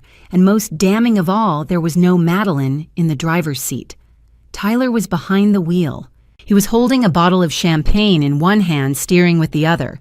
His tie was undone. His eyes were glazed, and his head was lolling back against the headrest. Next to him, Madeline was not in distress. She was not clutching her stomach in pain. She was laughing. She was filming him with her phone, cheering him on. "Go faster, babe." The Madeline on the screen shrieked, her voice slurred and reckless. "See what this piece of junk can do. Natalie never drives it over 60. She is such a grandma." "Watch this," Tyler mumbled, raising the bottle to his lips. "I'm going to drift around the oak tree." The audience watched in horrified silence as the car swerved violently. The laughter turned into screams. The camera shook. Then came the impact. The sound of metal crumpling against wood was amplified through the ballroom speakers, making everyone jump. The screen went chaotic as the airbags deployed, filling the cabin with white dust. But the recording did not end there. In the aftermath, the audio was crystal clear. "Oh my God, Tyler," Madeline whimpered. "We are screwed. We are so screwed. You are drunk. You are going to jail." "No, I am not," Tyler's voice replied, thick with intoxication. "We will switch seats. You are pregnant. They won't breathalyze a pregnant woman. We will tell them it was a deer. We will tell them Natalie left the keys out. We will make her pay for it. She is desperate for us to like her. She will fix it." I paused the video on the freeze frame of Tyler's face right as he realized he had crashed. I turned to look at the real Tyler, who had frozen halfway up the stairs. He looked like a man who had been shot. The security guards were no longer hesitant. 2 of them moved to block his path, their hands hovering over their holsters. "So, there you have it," I said, my voice cutting through the stunned silence. "No deer, no brake failure. Just a drunk driver and his accomplice conspiring to commit insurance fraud and file a false police report. And they decided the best way to cover their tracks was to frame the sister who has paid for their entire lives." I looked at Madeline. She was trembling so violently her pearl-encrusted gown was shaking. The saintly mother figure had vanished, leaving behind a scared, vindictive girl who had just been exposed as a criminal. "The police have already received a copy of this footage," I announced. and I believe they are waiting outside right now to ask you a few questions about who exactly was driving that car." I looked down at Tyler, who was breathing heavily at the bottom of the stairs, his face a mixture of rage and terror. He thought the exposure of his drunk driving was the climax of the evening. He thought the worst thing he had done was wrap a Ford Explorer around an oak tree on private property. He was wrong. "You seem to think this is just a family dispute, Tyler," I said into the microphone, my voice calm and terrifying. "You seem to think that because you only hit a tree, you are the victim of bad luck. But the camera does not just record the crash, it records the journey. And your journey started 10 minutes before you hit that tree." I pressed the rewind button on the remote. The video on the massive screen reversed rapidly, the images blurring until the timestamp in the corner read 11:45 p.m. I hit play. The perspective shifted. The Ford Explorer was moving down a residential street, now swerving between lanes. Tyler was singing along to the radio, his words slurred. Madeline was laughing, filming him with her phone, encouraging him to drive faster. Then came the intersection. A silver sedan was parked legally on the side of the road. Tyler took the turn too wide. The sound of the impact was sickening. A loud, grinding crunch that shook the speakers in the ballroom. The Ford's side mirror was sheared off. The sedan's bumper was torn away. "Stop!" Madeline screamed on the video. "You hit them! You hit that car!" Tyler did not brake. He did not pull over to check for passengers. He slammed on the accelerator. The engine roared as the Ford sped away from the scene, leaving a trail of debris behind. "Do not look back," Tyler shouted on the screen. "Just go. If we stop, we get arrested. Drive." The video froze on the image of the damaged sedan receding in the rearview mirror. I looked out at the audience. The pity they had felt for Madeline moments ago had evaporated, replaced by cold, hard disgust. They were looking at a hit-and-run driver and his accomplice. "You fled the scene of a crime," I said, pointing a finger at Tyler. "That is a felony, and that silver sedan you hit belongs to a single mother who needs it to get to work. You destroyed her livelihood, and then you ran away to drink more champagne and crash my mother's car." Suddenly, the heavy atmosphere in the room was pierced by a new sound. It started faint, but grew louder by the second, rising above the murmurs of the crowd. Sirens.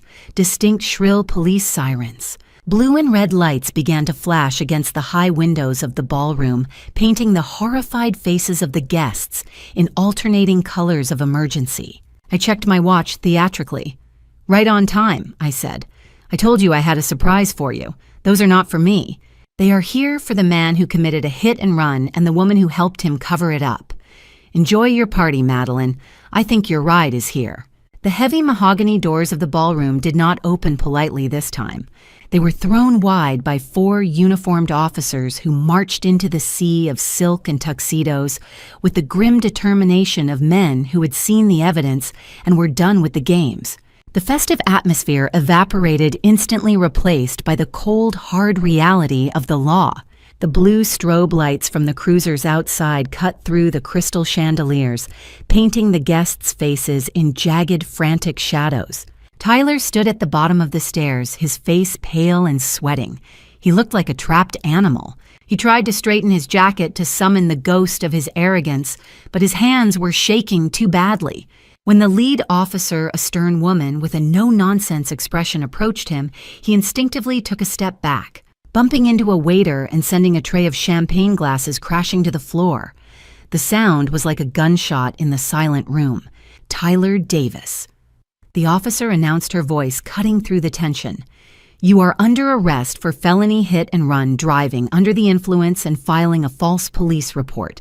Turn around and place your hands behind your back."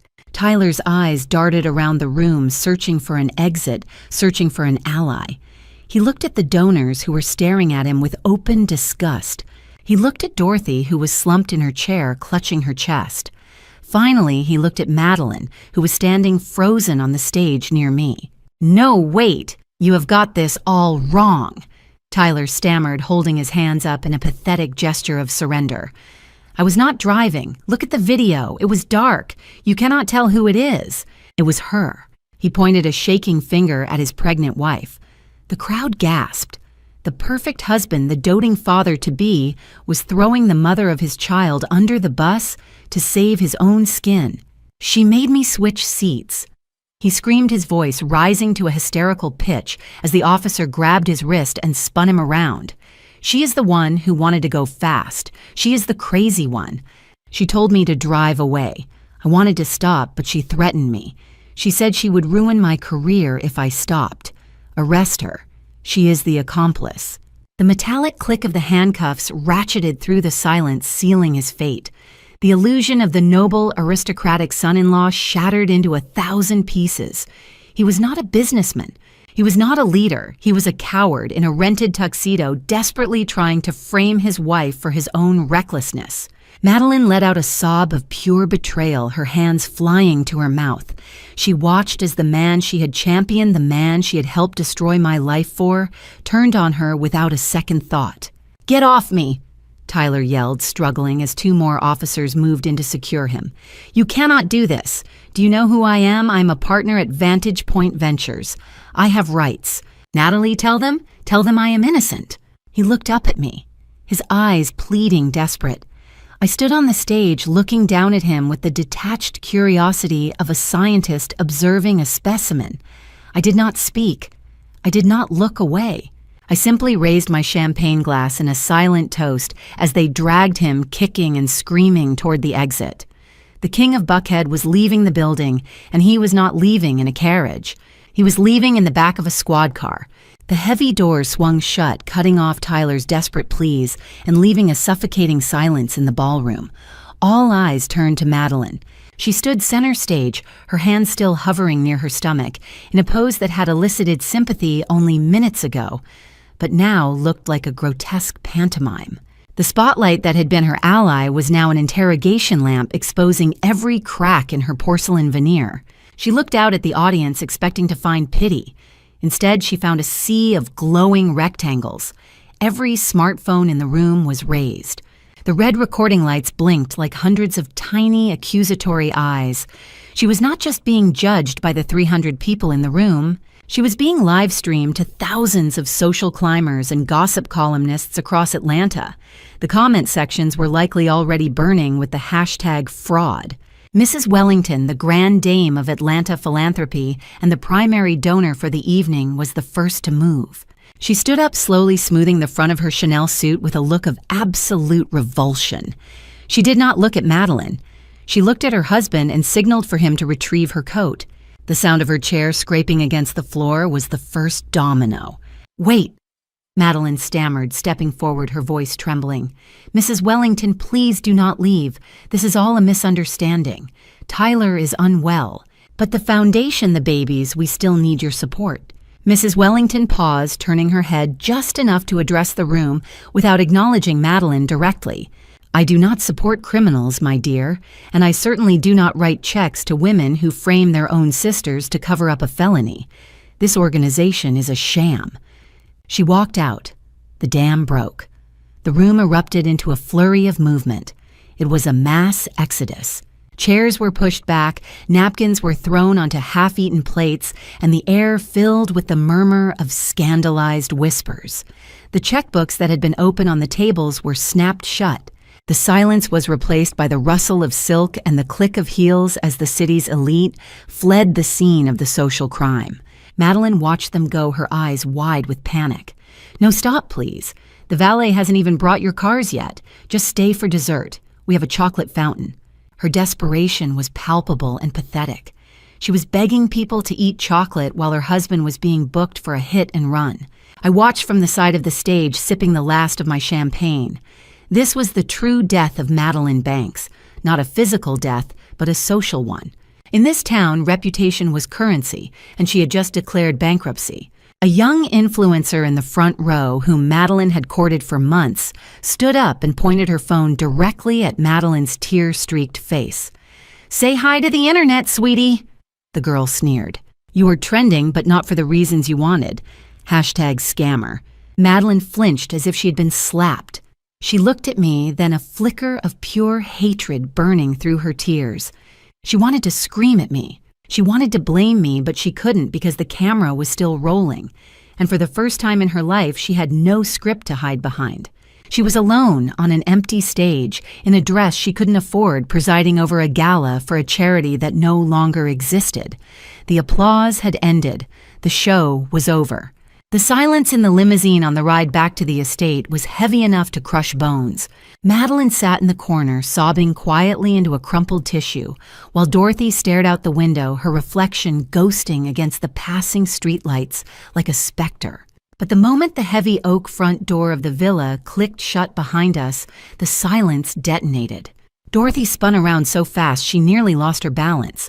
Her face twisted into a mask of pure, unadulterated hatred. She threw her expensive clutch onto the foyer table with a violence that made the crystal vase rattle.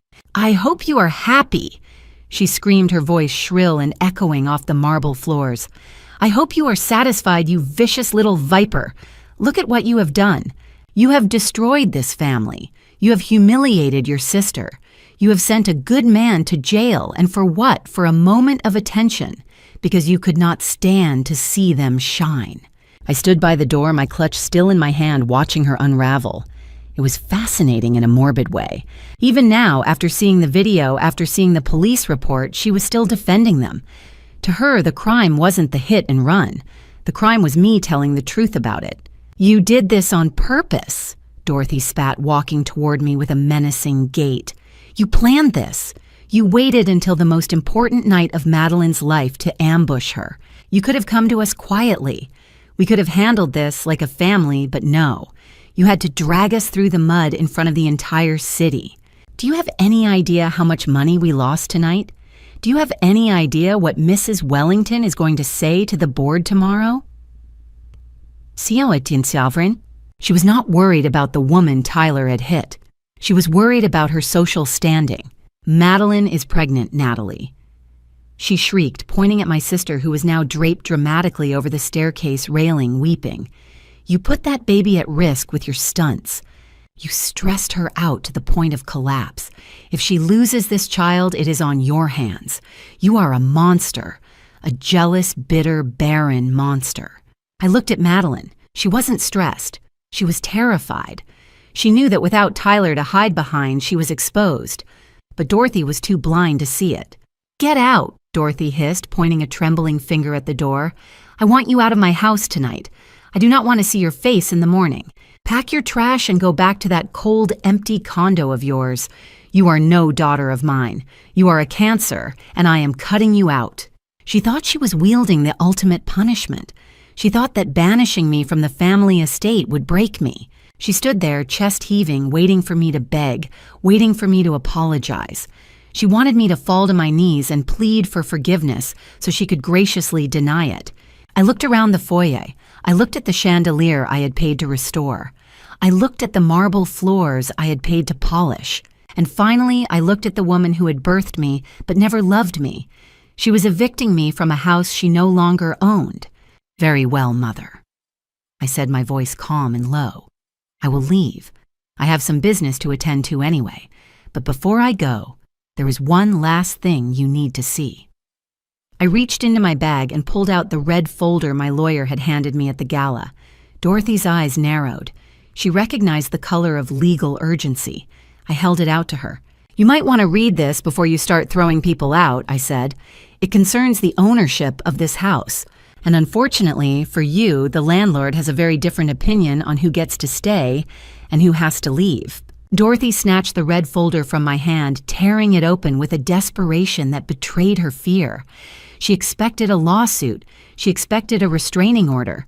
She did not expect a property deed. Her eyes scanned the document rapidly, her lips moving silently as she read the legalese. Then she stopped, her breath hitched in her throat. She looked at the paper, then at me, then back at the paper. "This is a mistake," she whispered, her voice trembling. This says you are the owner." "It is not a mistake, Mother," I said, stepping past her to lean against the console table she had claimed was hers for 30 years. "It is a transfer of title. Look at the date. October 14th of last year." Dorothy shook her head violently. "No, that is impossible. We took out a bridge loan, just a temporary liquidity injection to help Tyler cover some overhead. We signed papers with the bank. Not with you. You signed papers with a shell company.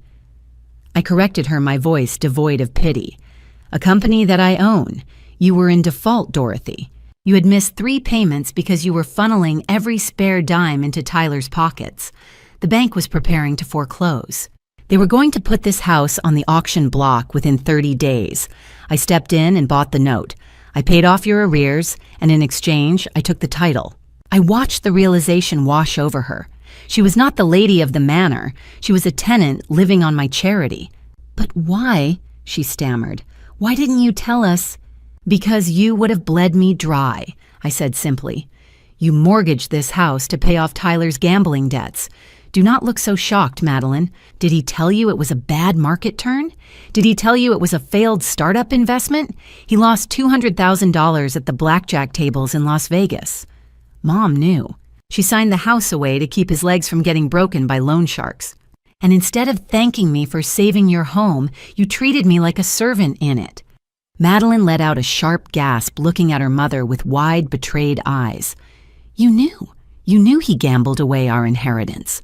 Dorothy ignored her, keeping her gaze fixed on me with a mixture of hatred and awe. She had underestimated me for 3 decades, and now she was looking at the architect of her survival and her destruction. So you see, Mother, I said, walking over to pluck the deed from her frozen fingers. You cannot kick me out. You cannot banish me to the guest room. You cannot tell me to leave because this is my house. These are my floors. That chandelier is mine. And you are here only because I allow it. You are not the matriarch anymore. You are a squatter with an attitude problem. And frankly, I am tired of being a lenient landlord. I watched the reality settle into the fine lines of my mother's face. The arrogance was gone, replaced by the hollow look of a woman who had just realized she was standing on a trap door. She looked around the foyer as if seeing the walls for the first time, not as her kingdom, but as a foreclosure sign. You cannot mean that, she whispered, her voice trembling. This is our home. This is where you grew up. You cannot just sell it out from under us. Where are we supposed to go? I carefully smoothed the edge of the deed before sliding it back into the red folder. The sentimental appeal was her last weapon, and it was firing blanks. I looked at the grand staircase, the crystal chandelier, and the marble floors. I did not see a home. I saw a ledger. I saw a liability that had been bleeding me dry for years. This is not a home, Mother, I said, my voice devoid of warmth. It is a distressed asset, and like any good investor, I know when to cut my losses. I am liquidating the portfolio. That includes the car, the debt, and this house. I stepped closer to them, making sure Madeline could hear every word. She was slumped against the wall, looking like a ghost in her ruined gown. You have 72 hours. I announced, checking my watch as if scheduling a meeting.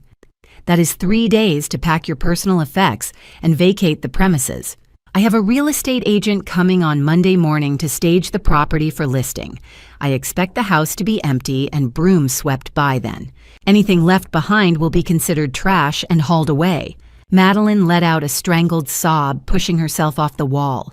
But Natalie, she wailed, her hands shaking. Tyler is in jail. I have no money. I have a baby coming in 2 months. You cannot throw a pregnant woman onto the street. You are my sister. I looked at her.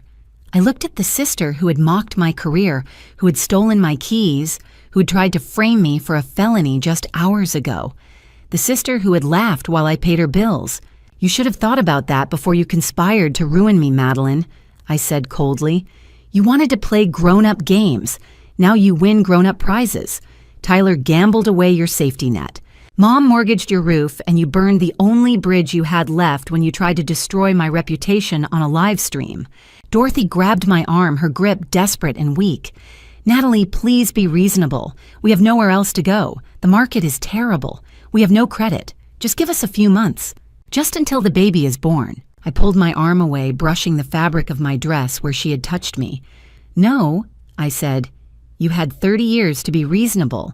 You had 30 years to treat me like a daughter instead of an ATM. My generosity expired the moment you slapped me this morning. You have 3 days. If you are not out by noon on Monday, I will have the sheriff execute an eviction order. And unlike you, I do not make idle threats. I turned my back on them, walking toward the front door. The sound of Madeline's weeping and Dorothy's stunned silence filled the cavernous hall. I opened the heavy oak door and stepped out into the cool night air. The sirens had faded, leaving only the chirping of crickets. I walked to my car without looking back. Behind me, the lights of the estate still blazed golden and warm, but to me they looked like the flames of a bridge finally burning down. I started the engine. It was time to go home to my quiet, empty condo and sleep, the best sleep of my life. The sound of my hand on the brass doorknob was the only trigger Dorothy needed to change tactics. She realized in a split second that anger had failed, that authority had evaporated, and that legal threats were useless against the owner of the deed. So she reached for the only weapon she had left in her arsenal. She reached for the guilt of a mother. She threw herself between me and the door, her knees hitting the marble floor with a hollow thud that was meant to break my heart. She grabbed the hem of my silk dress, her fingers clutching the fabric like a drowning woman clutching a lifeline. Tears, real or manufactured, streamed down her face, ruining her heavy mascara and leaving black streaks across her cheeks. "Natalie, please." She sobbed, her voice cracking into a high-pitched wail. "You are my baby. I changed your diapers. I nursed you when you were sick. I sat up with you when you had nightmares. How can you be so cruel? How can you throw your own mother out on the street like a dog?" I looked down at her. For years, this display would have worked. For years, the sight of my mother in distress would have made me open my checkbook and apologize for existing. But tonight, all I saw was a performance. I saw a woman who had sold my childhood to pay for her favorite daughter's mistakes and was now trying to bill me for the emotional labor of raising me. "I am not throwing you out, Mother," I said, my voice flat and devoid of the sympathy she craved. "I am liquidating an asset. It is a business decision. You, of all people, should understand that. You sold my trust fund to buy Tyler a boat. Remember, you told me it was just business then." Dorothy shook her head violently, pressing her face against my skirt. "This is different. This is our home. Your memories are here. The marks on the wall where we measured your height. The garden where you learned to walk. You cannot put a price tag on that. You cannot just discard us like we mean nothing to you." I gently but firmly pulled my dress from her grip, taking a step back to create a chasm between us. I looked at Madeline, who was watching us with wide, terrified eyes, waiting to see if the emotional blackmail would work. "I seem to recall a conversation we had at breakfast just this morning," I said, tilting my head slightly, as if trying to remember a trivial detail. "When I was upset that my sister had stolen and destroyed my vehicle. Do you remember what you said to me, Dorothy?" She looked up, blinking through her tears, confusion clouding her face. "You told me I was being petty." I continued, my voice hardening into diamond. "You told me not to be so attached to material things. You said, and I quote, 'It is just a car.' And you asked me why I was making such a fuss over metal and plastic when family was safe. You said objects can be replaced." I gestured wide around the foyer, taking in the sweeping staircase and the vaulted ceiling. "So why are you crying now, Mother? It is just a house. It is just wood and brick and drywall. Surely you are not so shallow that you care more about this building than you do about the lesson in responsibility I am teaching you." Dorothy's mouth fell open, the trap snapping shut around her own logic. She tried to stammer a defense, but I cut her off. "You have each other," I said, opening the door and letting the humid night air flood the air-conditioned hall. "You have the family you chose. You have the loyalty you demanded. You do not need this house to be happy, unless, of course, you only cared about the luxury it provided." I stepped out onto the porch. "Monday at noon, Dorothy. Do not make me call the sheriff. He is already having a busy night with your son-in-law, and I would hate to add to his paperwork." I pulled the heavy door shut. The click of the latch was the most satisfying sound I had ever heard. It was the sound of a book closing. It was the sound of the end. The unraveling of Madeline's life did not happen in slow motion. It happened with the violent speed of a car crash. The morning after the gala, while I was sipping coffee in my condo, the news broke that Tyler had not gone down quietly. In the interrogation room, faced with a felony charge and potential prison time, the doting husband had turned into a desperate snitch. He didn't just confess. He implicated Madeline in everything. He told the detectives she had encouraged the speeding. He told them she had filmed the reckless driving for social media clout. He even claimed she had masterminded the plan to frame me for the accident because she was jealous of my success. By noon, the police were back at the estate. They were not there for tea. They were there to serve Madeline with a notice of investigation for aiding and abetting a felony and conspiracy to obstruct justice. She wasn't arrested solely because of the high-risk pregnancy, but her passport was surrendered, and her assets were frozen pending the investigation. The golden couple was no longer a team. They were co-defendants in a cage match fighting for a plea deal.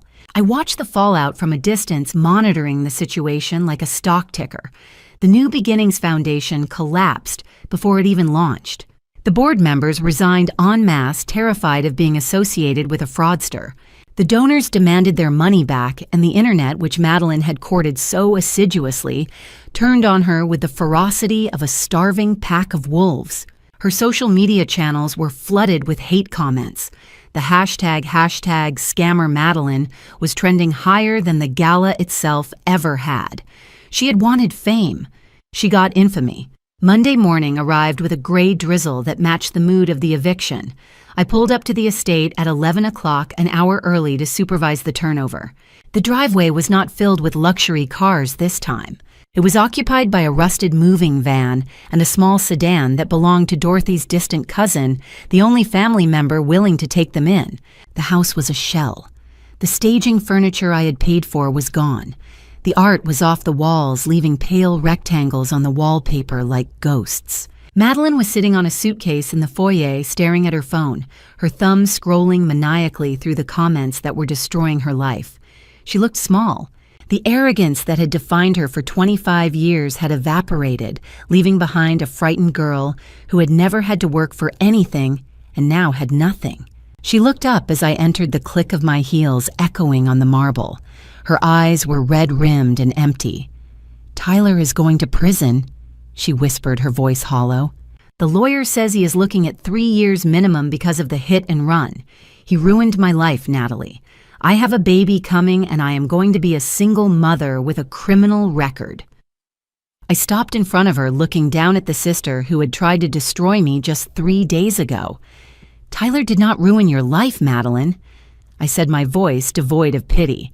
"You ruined it together. You chose him. You enabled him. And when he crashed, you chose to lie instead of taking responsibility. You wanted the high life without the work.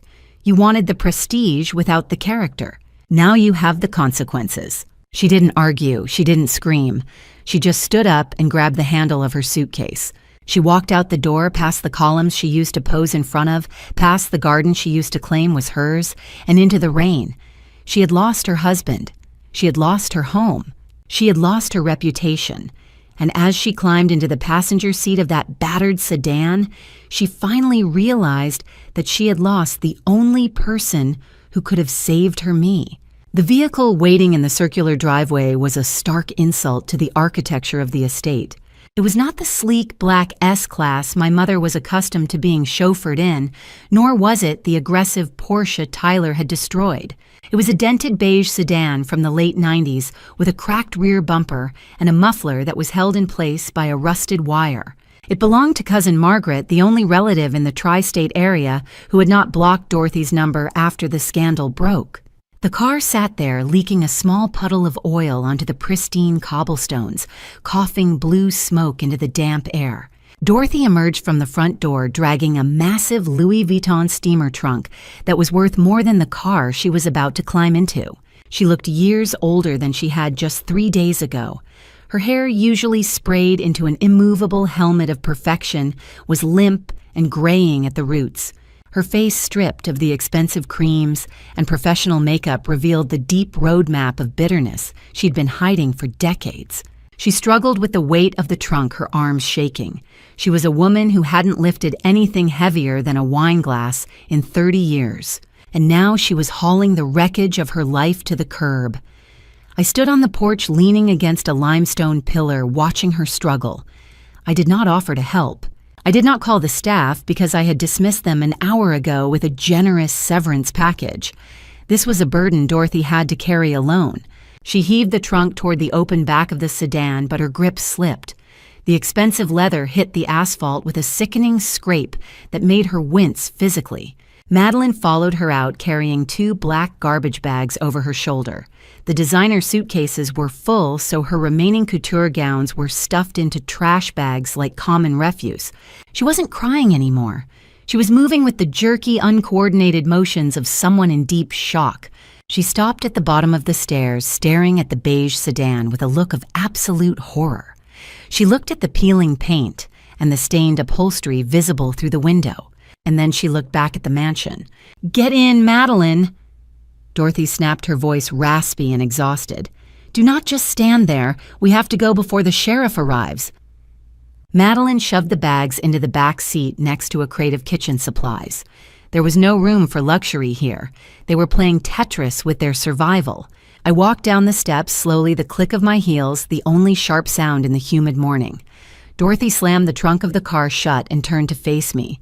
Her eyes were dry and hard like flint. "Are you satisfied?" she asked. "You have taken my home. You have taken my dignity. You have stripped us bare. Is it enough for you, Natalie? Do you feel big now?"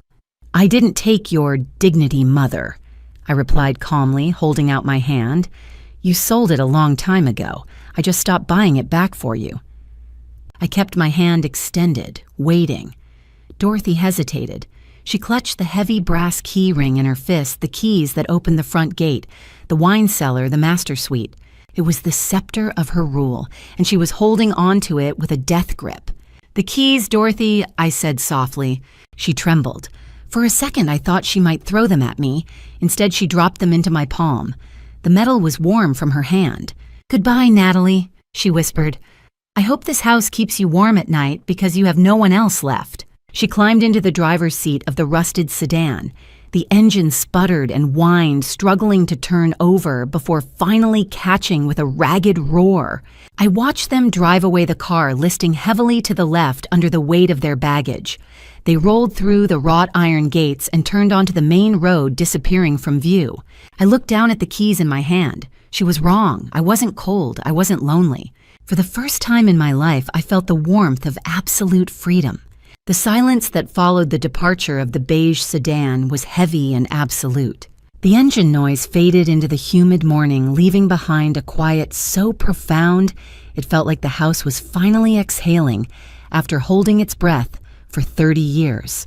I turned back to the massive oak doors and pushed them shut. The latch clicked into place, sealing the fortress. I locked the deadbolt.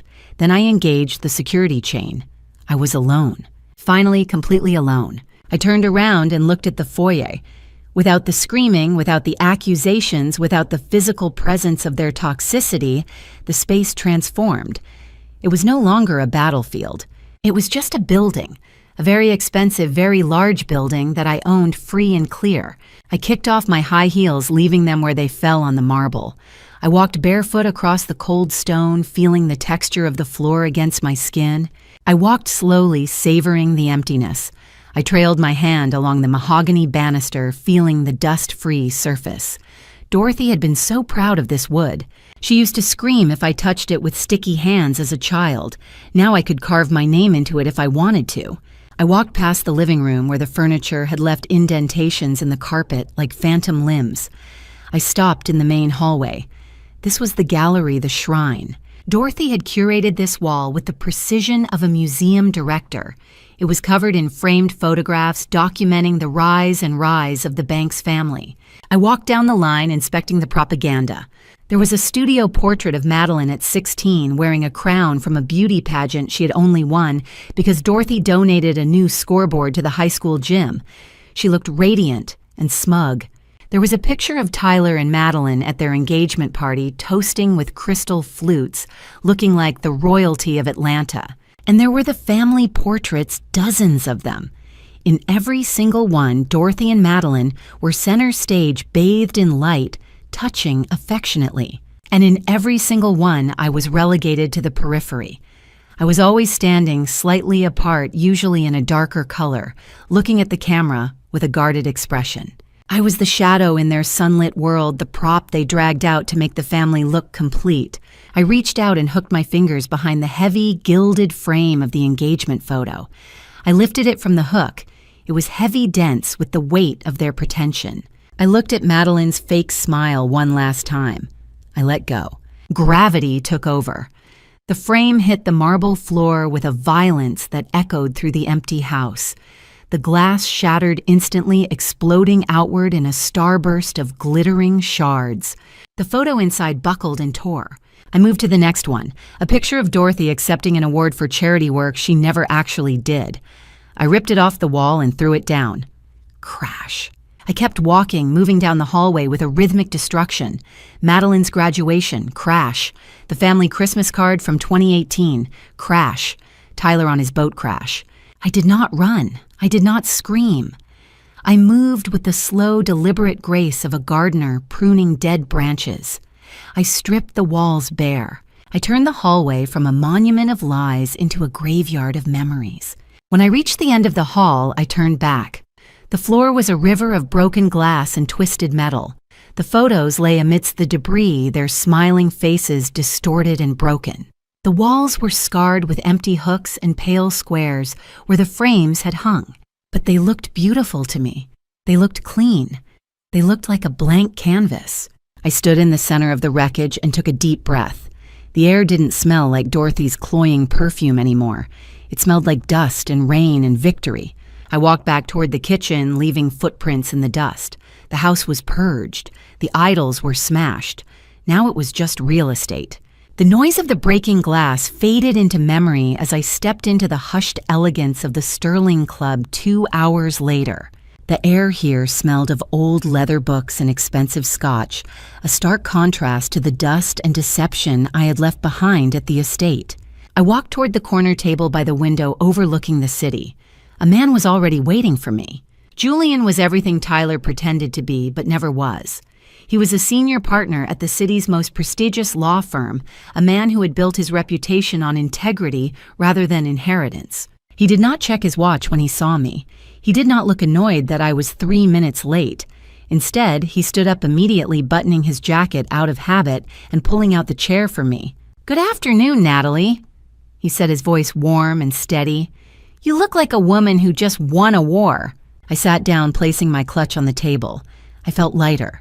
The physical weight of the house keys was gone from my purse, and the emotional weight of my family was gone from my soul.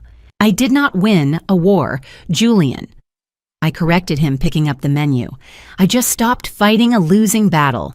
The house is empty. The keys are with the listing agent. I want it sold as is. I do not want to fix the roof. I do not want to stage it, just liquidate it.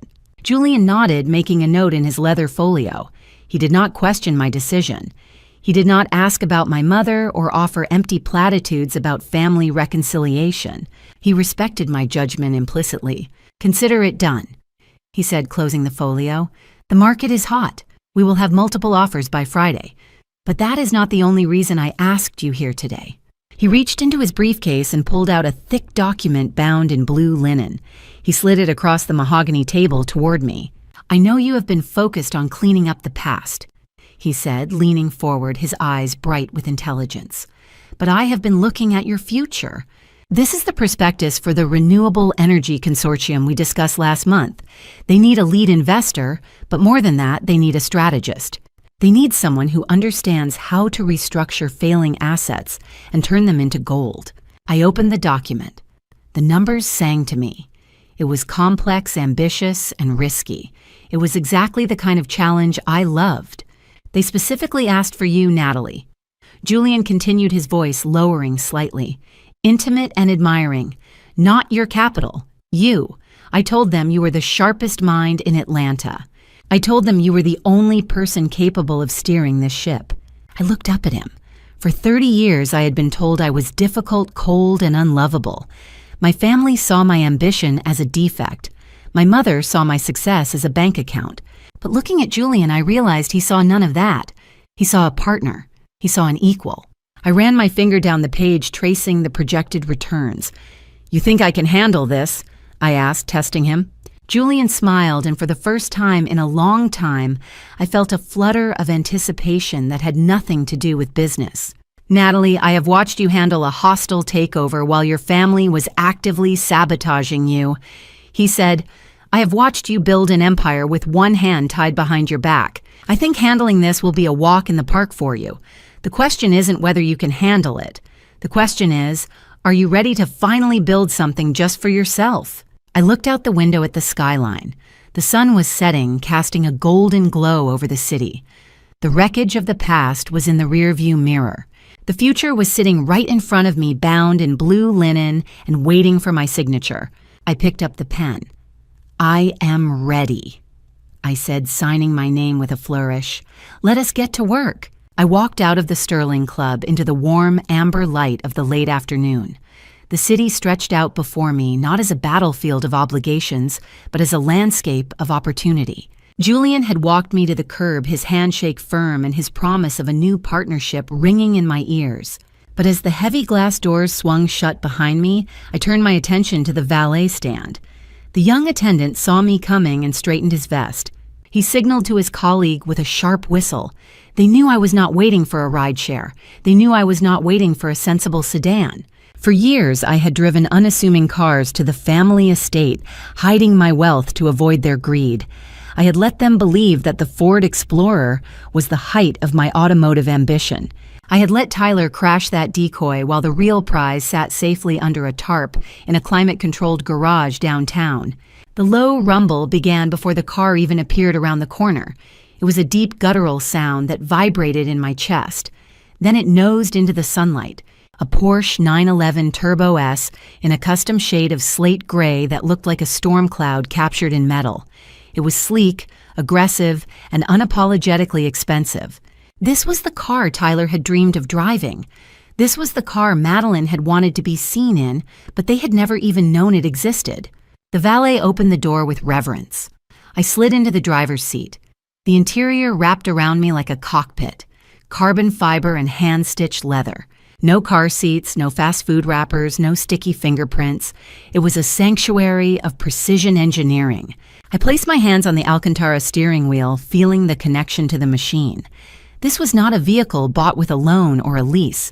It was a title held in my name, bought with the dividends of my own hard work. I pressed the ignition button. The engine barked to life, settling into a predatory idle. I shifted into gear and eased out of the valet circle. The car surged forward, eager to run.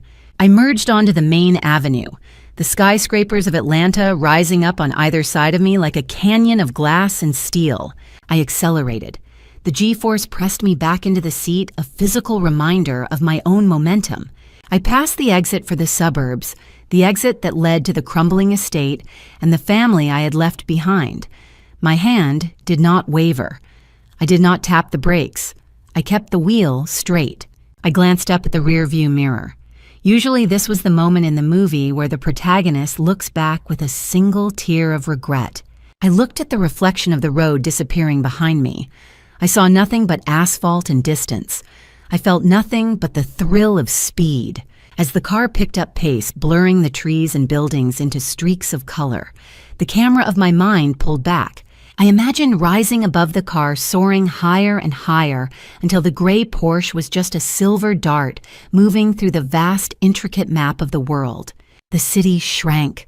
The drama shrank. The noise of their demands faded until it was nothing but wind. Voice over.